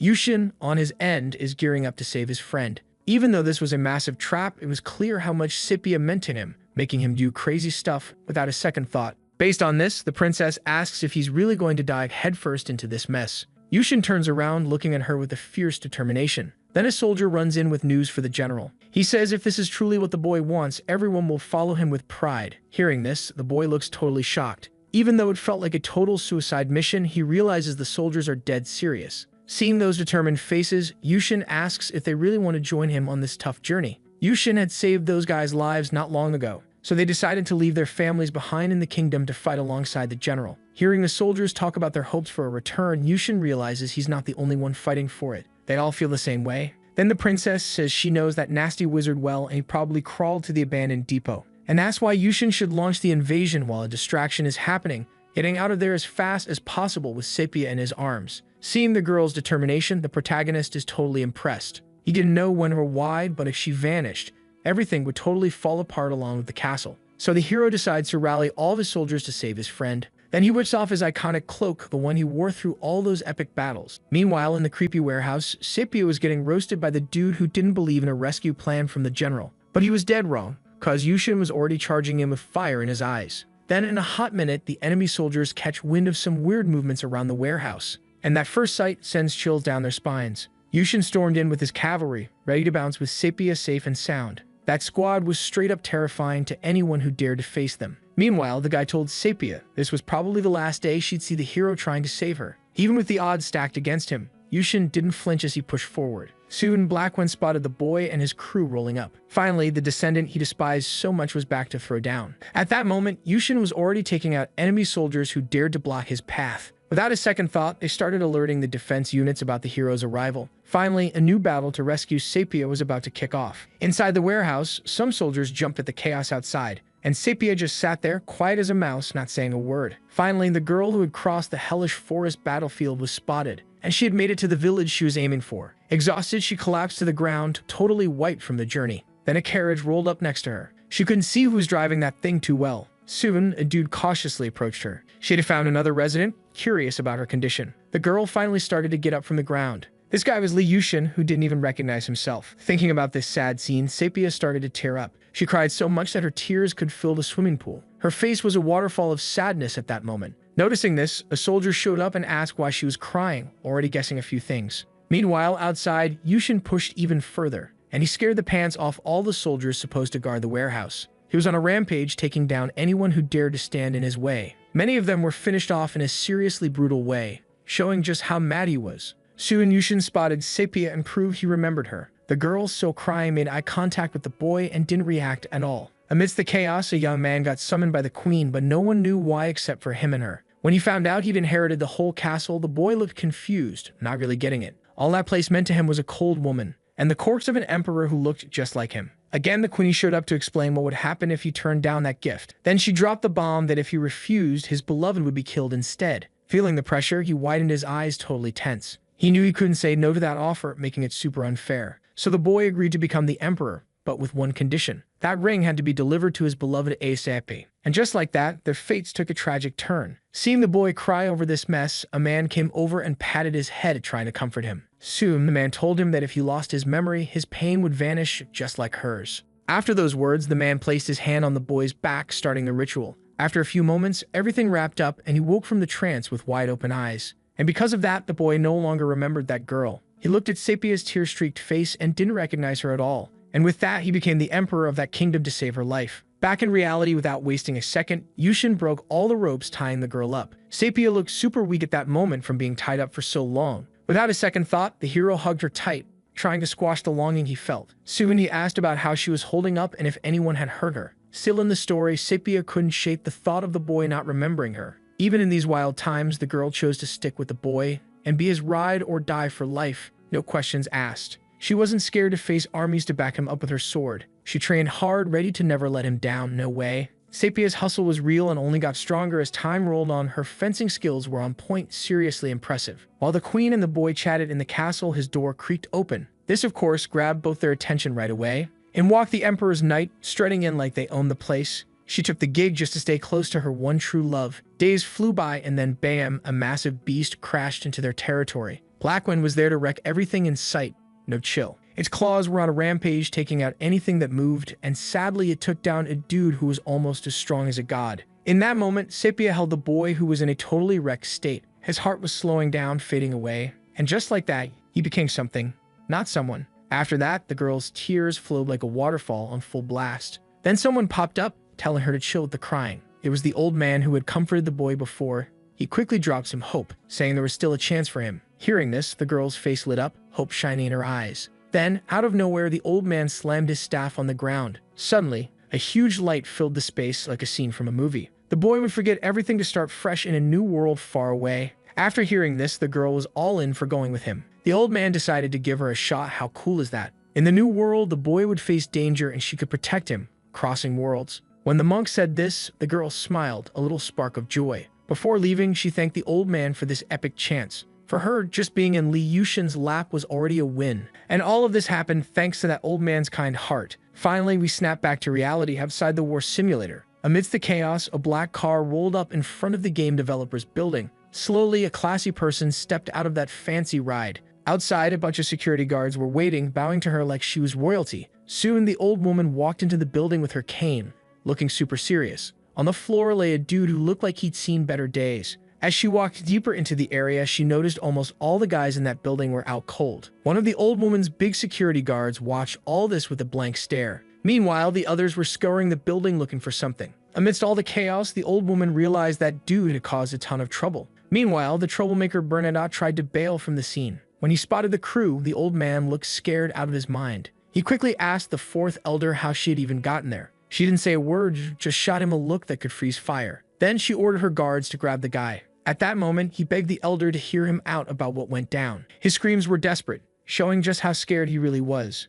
Then the elder asked one of her crew where Li Himyu was. Without a second thought, the guy said he was in one of the simulators. Upon hearing this, she decided to rush there, determined to stop any more tears. At that moment, Yushin placed his hand on the girl's back, trying to lift her spirits. Sepia looked wiped out, but they had to bounce fast. The Allied army was waiting outside the abandoned warehouse. After hearing this from the boy, the girl got a little lost in thought. She finally broke the silence, telling the general she had her own army now and was super thankful for the rescue. Hearing this, Yushin realized he didn't just have Sepia as an ally anymore. His crew was made up of people who believed in him and were ready to fight for him. So Yushin and Sepia needed to head back, no time to waste. No one could be left behind. Everyone had to roll out together. No losses allowed. Yushin then gave orders for his crew to hustle to the fortress as fast as they could. But one of the soldiers wasn't feeling that plan at all. Upon realizing this, Yushin is totally lost on what that even meant. Then the soldier seriously asks his general to let him go home. Out of nowhere, one of the soldiers in the platoon gets hit in the chest by a weapon. Knowing they were about to dive into a new battle, Yushin was set on not leaving anyone behind to bite the dust alone. The enemy soldiers at that moment were on high alert, ready to pounce. Sadly, the blonde princess got ambushed by a whole squad of armed foes with no escape route. Then the mage rolls in, roasting the girl, who's trying to hold back the ocean with a paper dam. This just fires her up even more, itching to smack that guy. A little ways off, Blackwind was watching everything, sneaky as a cat. That dude was back again, ready to stir up another chaotic war. The Black Beast had tracked down the boy and the defenseless girl once more. Yushin and Blackwind were face to face again, almost gearing up for a wild brawl. If the big guy hadn't shown up, way fewer souls would be checking out the afterlife that day. For him, it was just embarrassing to see that boy's actions. When the girl spotted Blackwind, she got even more frantic. He was called the Lion of Neme, not just for his insane strength, but also for always flipping the script in tough situations, according to her. Plus, there were other factors that could totally mess up the protagonist in this new fight. Yushin was running on fumes from battling the Hydra, pushing through on pure willpower. He had only stubbornness as a crutch to keep moving. Blackwind's words weighed heavy on him, making the stakes of winning that fight sky high. Then, out of nowhere, the big guy leaps off his horse straight at the protagonist. He just got slammed with a ridiculous weight on his back. And if they fought like that, it didn't matter how many times Li Yushin came back, he'd die over and over, according to the princess of the kingdom. Then the boy gets grilled by Sepia, who asks if the weight of their lives wasn't too much for him. Hearing this, Yushin feels a bit lost, not getting what the girl meant. To her, it seemed like the real burden was the dreams the fallen wanted to chase through the general. But Yushin couldn't quickly answer this tough question. All those men had left behind important family members to follow Yushin into this mess. Based on that, he manages to open up and agrees with Sepia's theory. To her, it seemed like he really felt the weight of their dreams. In a wild move, Sepia presses her hand against the blade of her sword hard. Seeing this, Yushin freaks out, not getting what she was up to. The girl's hand, as expected, starts spilling a ton of vital red liquid right away. Then she begins to write something on the ground, and the tools for this were her vital red liquid and her injured finger. The message written was about the heart that belonged to her. While the girl did this, the soldiers watched everything, glued to the scene. Amid a terrifying wind that swept through, Sepia knew Yushin was carrying a heavy shell on his back, but they'd rather see wings on him to lift him to the sky instead of that weight. Amid this comforting message from Sepia, the blonde princess watched everything, worried about Yushin's risk of dying in that fight. But even so, he seemed totally chill in front of that girl. Very confused, he asks about those wings that should replace the heavy shell. But Sepia just gazes at him, all loving and soft. Suddenly, a huge noise snaps Yushin back to reality, reminding him he was about to jump into a tough battle. Then he looks back and asks if his allies would really stick with him in this fight. And soon he cracks a little smile, looking like he's got a secret plan to take down his opponent. Watching that, Black One thinks the boy is nuts, smiling in the middle of all this tension. Then Sepia gently caresses her beloved's face, and she tells him to carry the hope of the whole troop and fly into battle bringing victory with him. After sharing this message with her dear one, Sepia gets weak and ends up fainting from it. Yushin, realizing what just happened, panics, super worried about the girl's condition. Then he takes care of her, keeping her in silence for a moment. You could see the weakness just in the look of that poor girl who tried to smile to give strength to the protagonist. Yushin then reveals he totally got what she wanted to say. Then finally, the protagonist starts to step away from Sepia and heads toward Black One, who was watching all this, knowing the fight was about to kick off. Yushin was closing in on his opponent, sword in hand, striding with serious determination. This battle was all about conviction, no fear or terror involved. Once again, Yushin was set to face Black One, who had a serious look, ready to dive into an epic showdown. In that moment, Black One sized up the kid and saw no fear or hostility in him. Not even a hint of terror was visible on the kid's face. But Li Yushin was super chill, not sweating what was coming next. This threw Black One off, who stared back with a gaze that could freeze lava. He wondered what kind of scheme the kid was cooking up. Soon, Black One underestimated him, thinking the quick hit to the neck would end it. That would wrap up the fight real quick, so the villain charged at Yushin. Black One gripped his massive axe, ready to swing at Yushin. The weapon was so huge it sliced through the air, leaving trails behind. You could see the effort on Black One's face as he swung it. Yushin, on the flip side, looked calm, almost too calm for a fight. Li Hyun-yu, meanwhile, was wishing for the kid's downfall in a seriously creepy way. Inside the company buildings, gunfire erupted. A bunch of people got taken out and were left sprawled on the floor. The shooters then declared that access to the Alog Korea simulator was officially revoked, and everyone still standing in the control room would be held until further notice. Suddenly, the old lady rolled in via the elevator. All the security guards immediately turned their focus to her. She'd asked how things were going inside the simulator. Without missing a beat, one of the guys told her things were not looking good at all. Seemed like something major had gone down. Hearing this, the old lady realized those kids were in for a rough ride. Back in the simulation, Sepia was glued to the start of the fight between her hero and the villain. Black One charged at the kid without mercy, throwing down some serious hits. Yushin, without a second thought, tried to block that massive axe with his tiny sword. Luckily, one of the kid's blocks worked, stopping the giant's weapon cold. Black One was totally caught off guard, not expecting that at all. Even Li Hyun-yu was shocked by the kid's strength. The princess wondered how he had blocked that attack so easily, being just a third-rank knight. What kind of dark magic Li Yushin was using was a total mystery to her. Even the boy himself couldn't believe he defended with a sword lighter than a feather, and a strange feeling washed over him. Fuming, Black One demanded to know what kind of tricks the kid was pulling, but Yushin didn't even reply, too focused on winning this battle. Soon, Black One noticed a shift in Li Yushin's movements. Without a second thought, the kid landed a powerful hit on his opponent. This sent the villain flying through the air for several meters, thanks to the sheer force. Desperate, Black One slammed his axe into the ground to slow himself down. After finally stopping, he told Yushin to quit messing around and unleash his terror already. At that moment, the clash between the giant and the kid was fully underway. Black One swung at Yushin with everything he had, using that massive axe. The boy, on his part, dodged the attacks effortlessly, looking like a pro. Wherever the axe swung, it kicked up dust from the speed of the giant. Yushin strolled across the battlefield looking super focused. This just made Black One even angrier, grinding his teeth in frustration. He wanted the kid to shine bright and bring some real excitement to the fight. To make that happen, he hurled the axe with all his might at Li Yushin. The effort was clear in Black One's eyes, mixed with pure rage. The power behind his swings was enough to shatter worlds. He wanted Li Yushin to face him head-on, but the kid dodged every single attack. And no matter how fast Black One swung the axe, it didn't matter. It was too much even for Black One's own soldiers, who got caught in his reckless swings. With the fight spiraling out of control, the big guy wondered what was going on. He couldn't even manage to wrinkle the kid's clothes. Finally, Li Yushin broke his silence right in the middle of the battle. Thus, he asked Black One what this so-called terror was that he mentioned. The big guy was totally speechless, just thinking about how fast the kid had snuck up on him. With wide eyes, Black One was shook, fearing the protagonist, who had his sword ready, poised to strike without holding back. After a few seconds of pure tension, the boy finally landed a solid hit on the opponent. Black One was sent flying, screaming like he just stubbed his toe on the coffee table. The princess of the kingdom watched everything, eyes wide as saucers.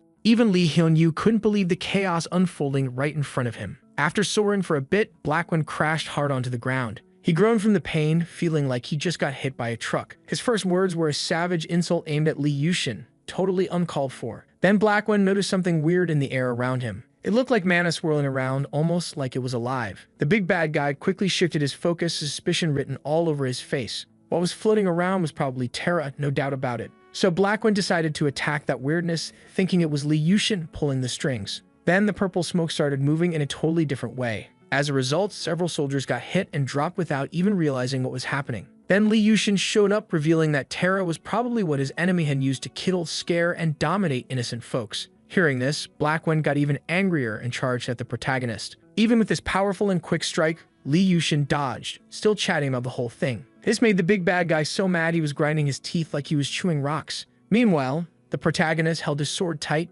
gearing up to counterattack. After a moment of focus, he charged at Blackwen, delivering a jaw-dropping blow. He talked about Terra, describing it as this insane feeling of fire igniting inside him, giving him the power to face his stronger enemy. Meanwhile, Blackwen couldn't stop screaming from the pain of that hit. Without missing a beat, Yushin took advantage of this moment to drain even more vital red liquid from his opponent. From a distance, everyone was watching the fight, jaws dropped in shock. The princess of the kingdom was on edge, wondering what was going on with Li Yushin. If he crossed that line, she thought he might never come back. Sepia, on the other hand, was looking tired, watching the fight and worrying about her guy. Li Hyun-yu was shouting for the general to get up, trying to hype up his evil buddy. Even as a cheap knockoff, he couldn't go down like that. So the wizard's only wish was for that dude to strike back ASAP. Even if he bit the dust afterward, all that mattered was taking out Li Yushin first. But no matter what, the protagonist showed zero signs of weakness. On the ground, totally spent, Blackwen was wondering why it all ended like this, with him losing. In his mind, Yushin was just a kid and nothing made sense. Then the protagonist replied that the power he used was something ordinary folks couldn't even dream of having.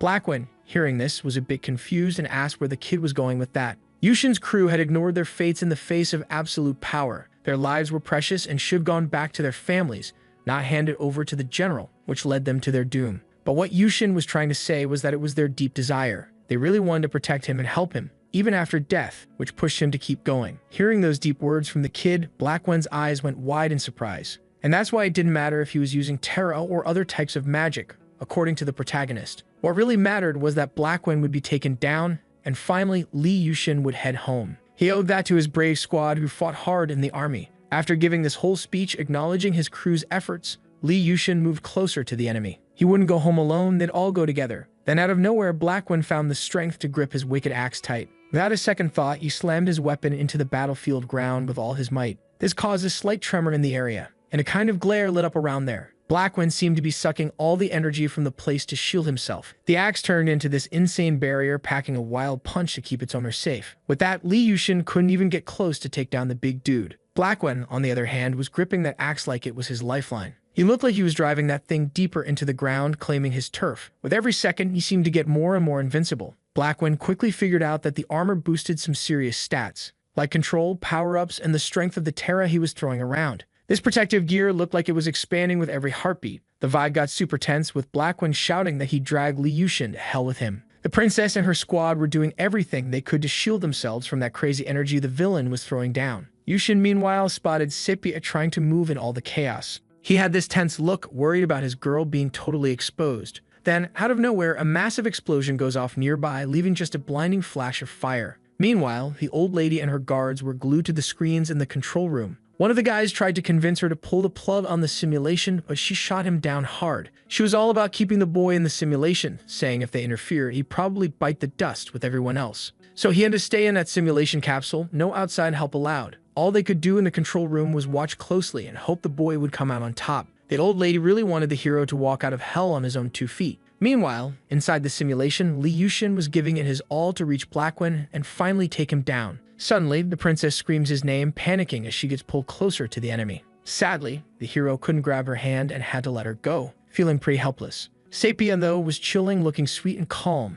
not even fazed by the chaos around her. At that moment, everything on the battlefield was getting sucked toward Blackwen with this insane force. Then Li Yushin realized it was nearly impossible to reach the core with all those hellish flames surrounding his foe. After all the noise, Blackwen finally spoke up, making it clear he wanted to wipe out the whole Yushin family line. Behind all this was Li Hyun-yu casting some dark magic that was pumping up the villain even more. He quickly figured out that everyone was about to bite the dust, so he decided to mess with the reset time of the simulation. With that, Li Yushin would get tossed into a never-ending fire maze, and nothing in his mind would be left to tell the tale. At that moment, it felt like the hero had zero chance of winning since Blackwen was literally giving his all for the win. But giving up? Nah, that wasn't in Li Yushin's playbook. He was gonna fight till the very end. Meanwhile, his body outside the simulation was struggling to handle the effects of that wicked battle, writhing in pain. He wasn't about to hand over the win to Blackwen that easily. and the info panel pops up saying simulation number 756 was about to kick off. That seemed to pump up the hero who didn't care how much that enemy roasted him. Again, the info panel shows up, announcing more simulations were starting. For Yushin, it didn't matter how many times he bit the dust.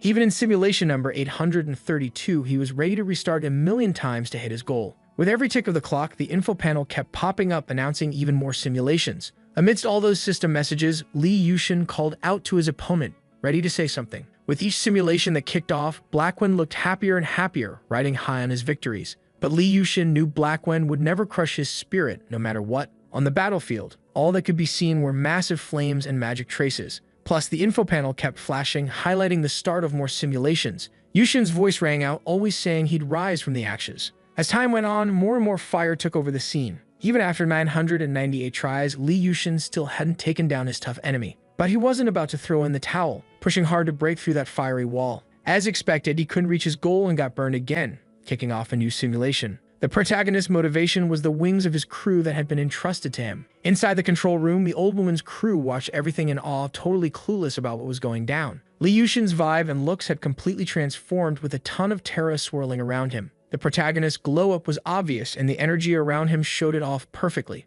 And the info panel popped up again, announcing that simulation number 1000 was about to kick off. Yushin's power was so epic he could float in the chaos, sword in hand, surrounded by some serious forces. Watching this on the screens, one of the simulation controllers realized this kid was the 8th apostle. In that moment, Yushin charged forward like a tsunami, wiping out everything and everyone in his path. Then the old woman celebrated that all that madness had finally wrapped up for the boy. He was already at the protection core, just a few meters from Blackwen. Lucky for him, he had made it through that entire wall of fire without a scratch. His energies were already clashing with those of his enemy, signaling that the end of this fight was near. From a distance, Blackwen's soldiers watched with tense faces, realizing they were about to get wrecked. The kingdom's princess, meanwhile, looked totally stunned, unable to believe her eyes. Then a massive ball of terror formed around the protagonist and Blackwen. Seeing this, the blonde princess started shouting for Lee Yushin to stop, worried he might not come back if he pushed forward. Even Sapia looked super worried about her beloved's situation. The protagonist, for his part, had a worn-out look from that exhausting battle. But thankfully, his beams of terror managed to neutralize the enemy's energy. This gave the boy the chance to land a final blow on Blackwen without mercy.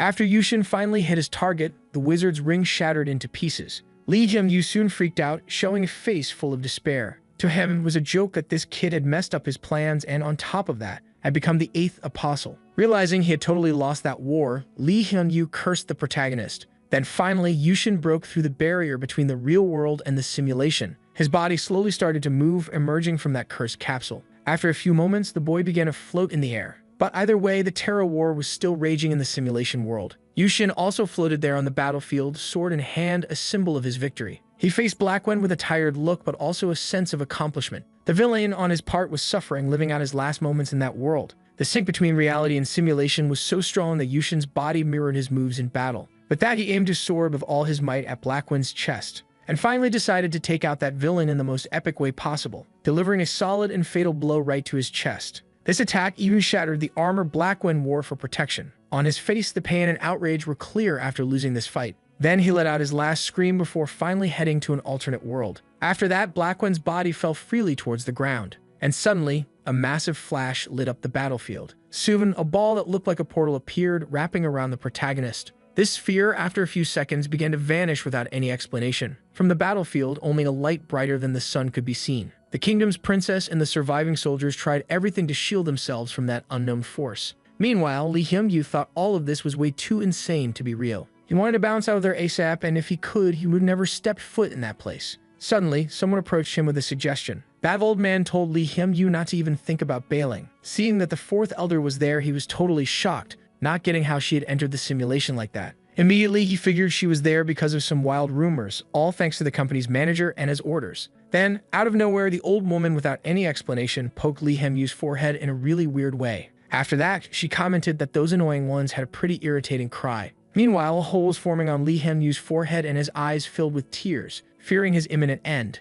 Then suddenly, the man began to disintegrate like paper and let out his last desperate scream. In a few moments, no part of Lee Hyung-yu's body could be seen anymore, leaving only his groan of pain as a memory. Now finally, we're back in the real world, where Yushin was still chilling in the simulation capsule. There were some remnants of vital red liquid splattered all over the floor, looking like a horror movie scene. But no cap, Lee Yushin's mission in the game world was still on. Spotting a blue flash on the battlefield, the princess realizes it's probably the general. From a distance, a somewhat familiar figure is seen swinging a sword. After a few moments, it's clear that it's Yushin out there. The princess, seeing that the boy is still alive, can't believe her eyes. Without a second thought, she starts thanking the universe before finally reaching out to him. Out of nowhere, the fourth elder pops up, saying her time is running out, and the girl is shocked to see her beloved grandma. Meanwhile, Yushin looks like he's in a daze, standing there with a totally wrecked expression. Seeing this, the girl begs her grandma to save the general since he hasn't kicked the bucket for the 1000th time yet, even if it means she has to seal the boy's death to do it. Hearing her granddaughter's plea, she explains that if the girl wants to protect someone, she needs to toughen up instead of crying, just like Sepia did. Thinking about this, the blonde girl starts scanning her surroundings. Soon she spots Sepia sprinting as fast as she can to reach Yushin. Even the elder is watching this with serious focus. Yushin's body after the battle is burned and pretty wrecked with scars everywhere, but still Sepia is giving it her all to get to her beloved. She moves toward him with all the determination in the world. Then out of nowhere, Yushin opens his eyes and realizes the scenery has totally changed. Soon he notices someone super close to him. That place feels kind of familiar to the boy. And there's the person who's always been waiting for him, his dear friend Sepia. Without hesitation, Yushin makes it clear that he's finally back. The vibe around them is so intense that it wraps around Yushin and Sepia. Without thinking twice, Yushin bolts toward his girl, ready to give her a massive hug. After all the struggle and chaos, they finally manage to embrace. After a few seconds in Sepia's arms, Yushin ends up fainting, taking his last breaths. And once again, fate pulls a fast one, connecting the two. Without a second thought, Sepia calls for the elder, desperate to protect her beloved. She just watches the scene unfold in silence, looking super worried.